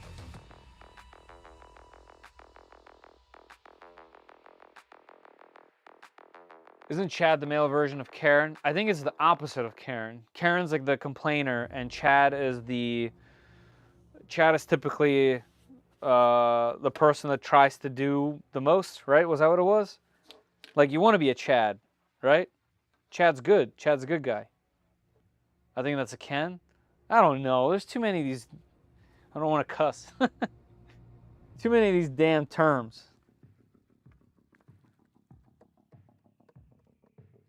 All right, that's what it's gonna take. That's about the amount of I might need to do, if I can't pull these, oh no, I can. I was gonna say, if I can't pull these, I might have to redo the cables here, the cable ties, but it looks like I'm good. All right, let's lift that up. Let's get this one equally up there. There we go. Yeah, this is gonna be the amount we need. So now it's just tricky because I gotta get it up this way somehow. Will I be able to pull it? No. All right, these zip ties I might actually have to undo. Let's see. Can I grab this over here and just pull it up? Yank. Come on. It's working. It's working. All right, we got one. This one stays. And this one. Oh, these are together. Okay. Easy.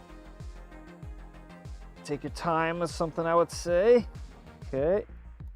Now this other one, this cable's in the middle over here. Let's see if I can get my fingers in there. Let's push and pull maybe. You know, it would be so much easier if I just cut the zip ties. But no, I'm extremely stubborn. All right, now we got this. There we go, let's pull it up that way. Got it. And okay, did I do it? Let's see. Will this be enough?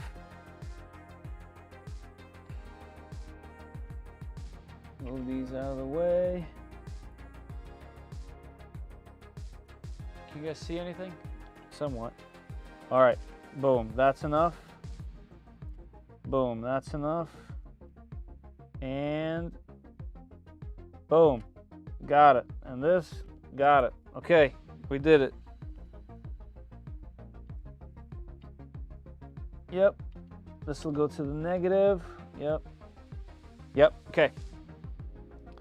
That's all we needed. We just had that clip in the wrong spot. And now we don't. Now it's good. All right, little by little. Not that much left. Not that much left. Sweet.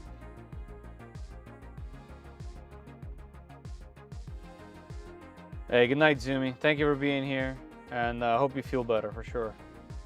Chad is the alpha male. Oh, okay. Yeah, I don't know. I gotta like look these things up all the time, you know. By the way, guys, before you start leaving, please keep in mind, I know you're here, and this is all the support that I want. You guys just being here. But if you do want to support the channel further, I have a bunch of merch on my site at 3dprintsos.com. Yeah, this is all my own art. I think there's some really fun shirts like this one, for example. I get compliments everywhere I go in this thing. I love my Snips shirt. There's also hoodies. You know, it's cold right now. Grab yourself a nice hoodie. And a bunch of awesome mats you can work on. You can put your printers on them. They actually stop machines from vibrating in some situations. And we have some awesome mugs that you can drink your beverages out of, as well as these really cool consoles. They really are amazing. This green one's probably one of my favorites that I ever made, just because this build plate and this color combo is just phenomenal. So if you like Game Boy Advances, this is just a custom, console made from a DS.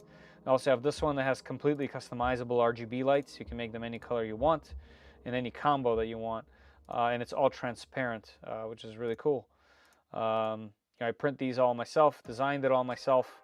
You can also get a completely custom one if you don't see one that you like here, with a bunch of different drop downs that you can pick from, which I'll be adding to more of soon, because I'm a daily driving one with a little bit more, actually a little bit more stuff. Actually, I wanted to charge this bad boy, so let me throw that on the charger before I forget, because I killed the battery in it today. There we go.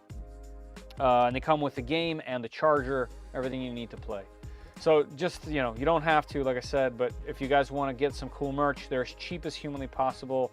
I get a tiny cut out of this, obviously, and then they make it, they ship it, goes all over the place. So definitely do this if you guys want to support the channel any further, because it's nice to be able to give something back instead of just some digital thing, Do they have HDMI out? No. However, my most recent version, I don't know if you caught that video that I did. My most recent version, this one, uses the headphone jack as AV out. So in my backpack, I have an AV cable that goes to an HDMI splitter and then HDMI to the TV. So you can use this as not only a DS, because the top screen on the DS becomes what's on the console, but also you use it as a controller, and sound goes through the TV as well. And you can play a ton of consoles on this because it's a DS Lite, and DS Lites handle quite a bit. Game Boy Color, Game Boy Advance, Neo Geo, Sega Genesis or Mega Drive. Obviously the DS itself has a million really great games, but between Game Boy Advance and the DS itself, that'll be enough games. So your latest version's what I need. Yeah, it's one of those things where I just decided to take a little break, and I haven't worked on them in like 2 weeks. I've just been using it and carrying with me every day, just to kind of see what else I would do. The one thing I ran into today, actually, I was playing the original Plants vs. Zombies on the DS, and I came across a level where I have to use the microphone. You have to like yell into it to wake up the plants, and it's the first game that uses that. I also have the Wi-Fi in this one retained, so you can play Mario Kart and stuff. Like if you have 2 devices but only 1 game, you could use it that way, which is really fun. Just because like you can sit somewhere else with your own like screen, you don't have to share a screen, which is just an interesting experience. But anyway, I came across that, so now what I want to do is incorporate the stock microphone into these. I know where there is a spot in there where I can still fit it, so that's something that I have to do in the next one. So definitely looking forward to making these little modifications as I go, but I think it was worth me taking a little step back from them, and I'm gonna get back into it. And because I want to do a thing with PCB way, so there's just a bunch more work that I have to do, but I also have to do actual work. So we'll get there. We'll get there. I remember playing that in the 90s at the arcades. That's right. That's right, man. It's basically like a Mac and needs an adapter. Yes, it does. It does need an adapter, Ryan. Yep. Yep.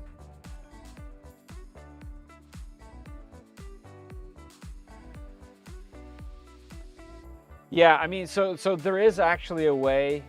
So I tried to make, well, I essentially made a PCB with a bunch of resistors, but like glued to the back of Kapton tape. I would love for it to be an actual board at some point. That's where PCB comes in. I'll eventually make one. But once again, it's a bunch of work. So right now, this one will totally function, but it's not as professional as I'd like it to be on the inside. It does have a ton of really tiny 30 gauge wire that's really hard to solder. So I want to change that up for before I make a bunch of them for sale for the channel, because I want to do it right. But so far it's been amazing. Like I said, I carry it in my pocket every single day. I play at least once a day on this thing, so it's been good. I've been really enjoying it. Oh, Nico, by the way, I wanted to tell you, I have your email. I just never got a chance. Like, I've been too busy. I have it. I'm not trying to ignore you. I got it in there. When I get a chance to do something with it, I will. I appreciate it. I'm keeping it unread. It's just in there so that I have it. All right? All right, cool. I wasn't trying to ignore you or anything like that. But yeah. Oh, man. No, I've never used it. I'm like scared to get overwhelmed because it's like yet another piece of firmware software I have to learn. But once you do PCBs, you shell kits, maybe. The bulk of everything is coming from, what's the channel? Forgotten something. DS Lite, TV out. What's the guy's site? Faceless Tech.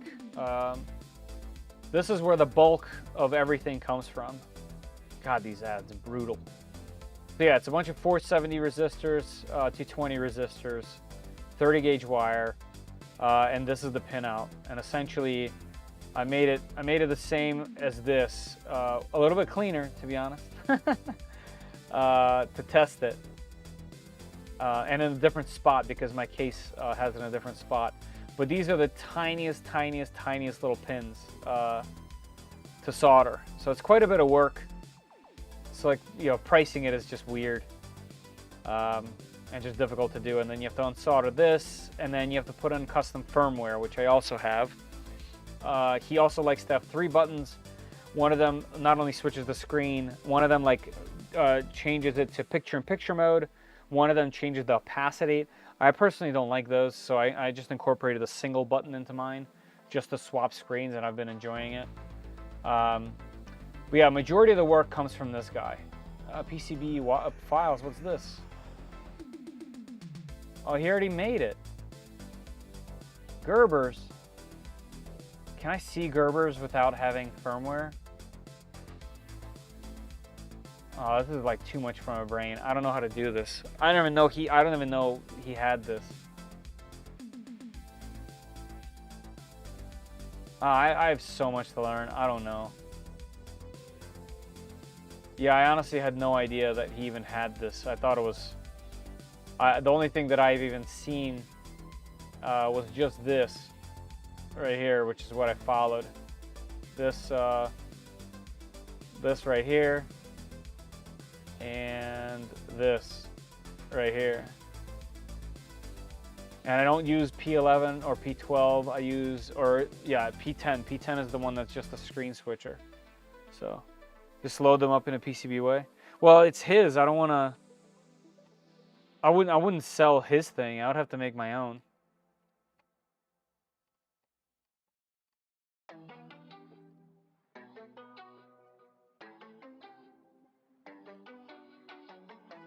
Hey, thank you for being here, Maker. Always good to see you in here, Maker Viking. Thank you. Have a good night. Looks like a Kai Cap. Yeah, it is. All right, 3D. Thank you very much. Have a good one. It is. I'll have to look up KiCad and see if I could even remotely brain it. Don't forget, guys, I'm not an engineer. I'm a literally user experience and graphic designer, essentially, web designer. So I'm definitely in the experience la la land. You know, video, photo, like that type of thing. So this is a whole different animal for me. And you know, I picked up 3D design, and I'm very limited there. So this is like a whole thing. I do understand electronics though. Like this at least makes sense to me.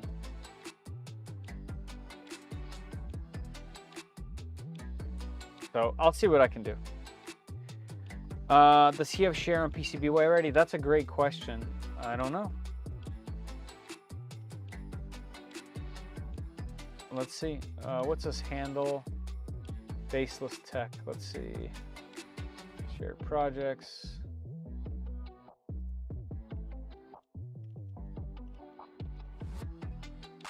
No, let's see. DS Lite. TV out. No. But one of my plans was to do some kind of PCB with them, but also have the case milled out of CNC. That's my goal. Like I want my case. Like I've seen this case before, like this design, but there's things I don't like about it. Like for example, I just don't like these things. And there's a version where these go deeper, which does make the buttons feel a little better. But I didn't like this placement because you have to reach kind of funky. I didn't like the fact that you can't use the stock speakers. You have to purchase different speakers. You also have to purchase this really specific glass thing. And also when you put this glass piece on there, you lose touchscreen. So mine retains the touchscreen. It retains the stock speakers. It puts in a custom button in a handy spot where you can press it with your finger. I also have the magnetic, it's too far to reach, dang. I have the magnetic cover so that your cartridges don't stick out, and I have magnets embedded. So I've definitely made this thing into a combination of everything that I liked and didn't like about everyone else's cases.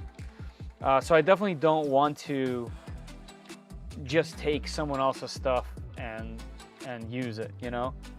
But I definitely give this guy credit for any of this stuff. This is all amazing, and I've definitely used it, you know, to do this stuff. So use the name of the GitHub project. Oh,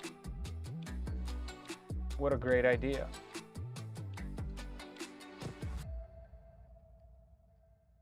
Where was that? Yeah, see, I had no idea that even existed.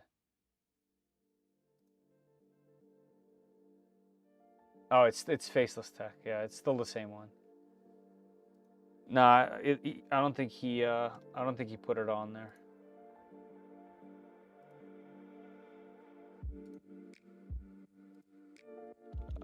Faceless Tech. Maybe I spelled it wrong. I doubt it. Nah. Nope. Let's see. DS Lite. There's nothing for DS Lite at all? What about, I mean, there should be cases.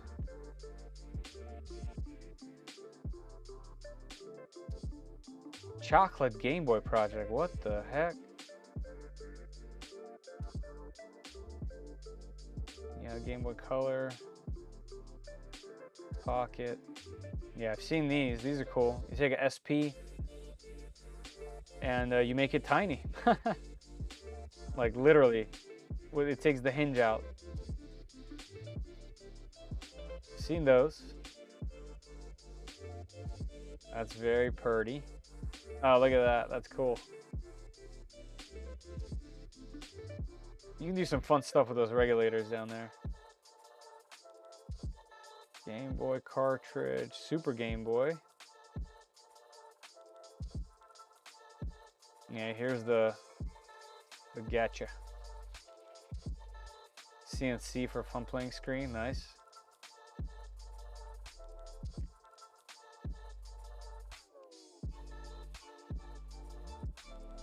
Yeah, there's quite a bit of stuff. Flipper Zero Pokemon trading tool, that's nice.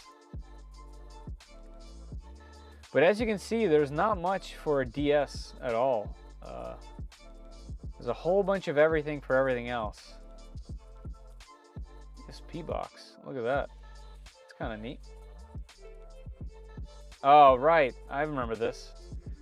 It's this is a complete ESP device, and with a screen on it, and you can essentially slide one on there and make it a. That's so cool. That's really cool. I like this a lot. That's neat. This is a great idea.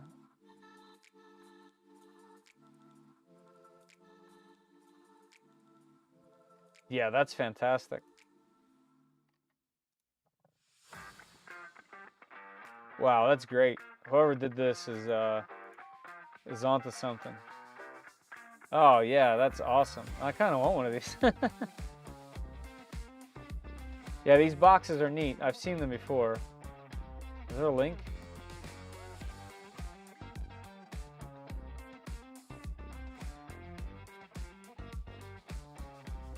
Is there a link to the where you can buy the box?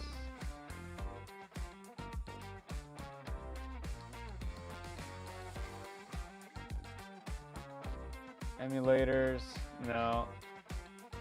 Wish there was like an affiliate link for these things.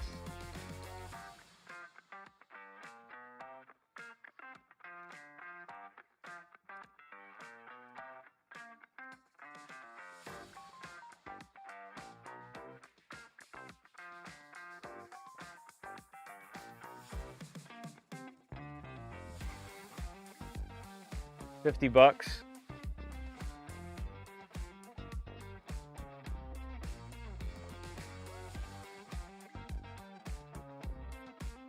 I actually don't think that was the screen itself. Adafruit, here we go. Yeah. Okay, so yeah, it's $50. This is the smaller screen. There's one with a larger screen. I'm guessing it's the non-3. Right?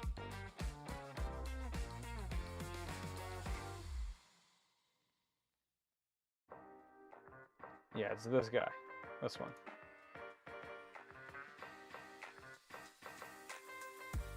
ESP S3 box.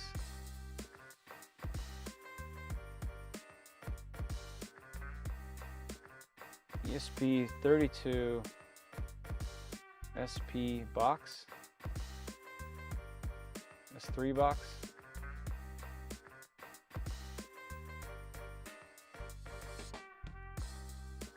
I don't think this is them. I think that's a much larger. I definitely did a little typo somewhere. No, S3 box. ESP 32 S3 box. Anyway, we're just messing around now, but definitely a cool little project there. But yeah, PCBs, CNC case. That's what I want to do. That's why I took a little break. So. I have it milled from solid titanium. I'd have to pay a lot of money for that. a lot. Could be. I'll have to look a little further, Wick. My favorites are the FPGA Game Boys. They use parts from broken ones that are legit hardware. Yeah, they're cool. I've seen them. I love Adafruit as well. Hey, thanks for subbing, Scott. Appreciate it.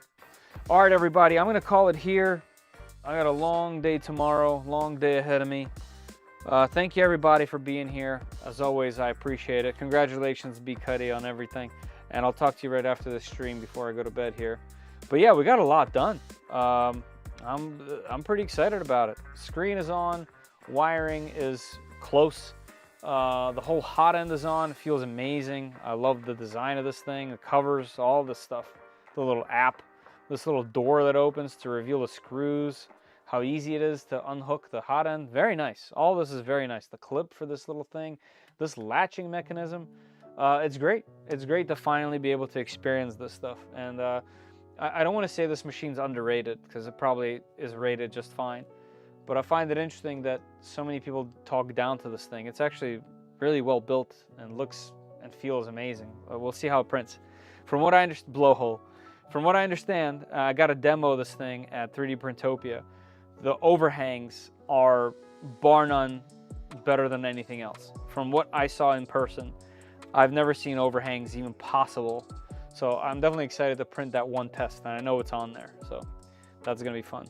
Not too much to go. Yeah, I think next stream we're gonna get the wiring hooked up, the bed installed. I think we'll be able to at least boot it and troubleshoot some things. I don't know if we'll be able to print, but I think next stream will be good. And the next stream is next week. So good to go. All right, everybody.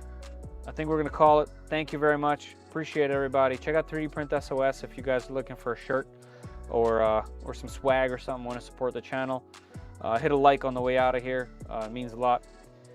All right, everybody. Have a good night. Thank you. See ya.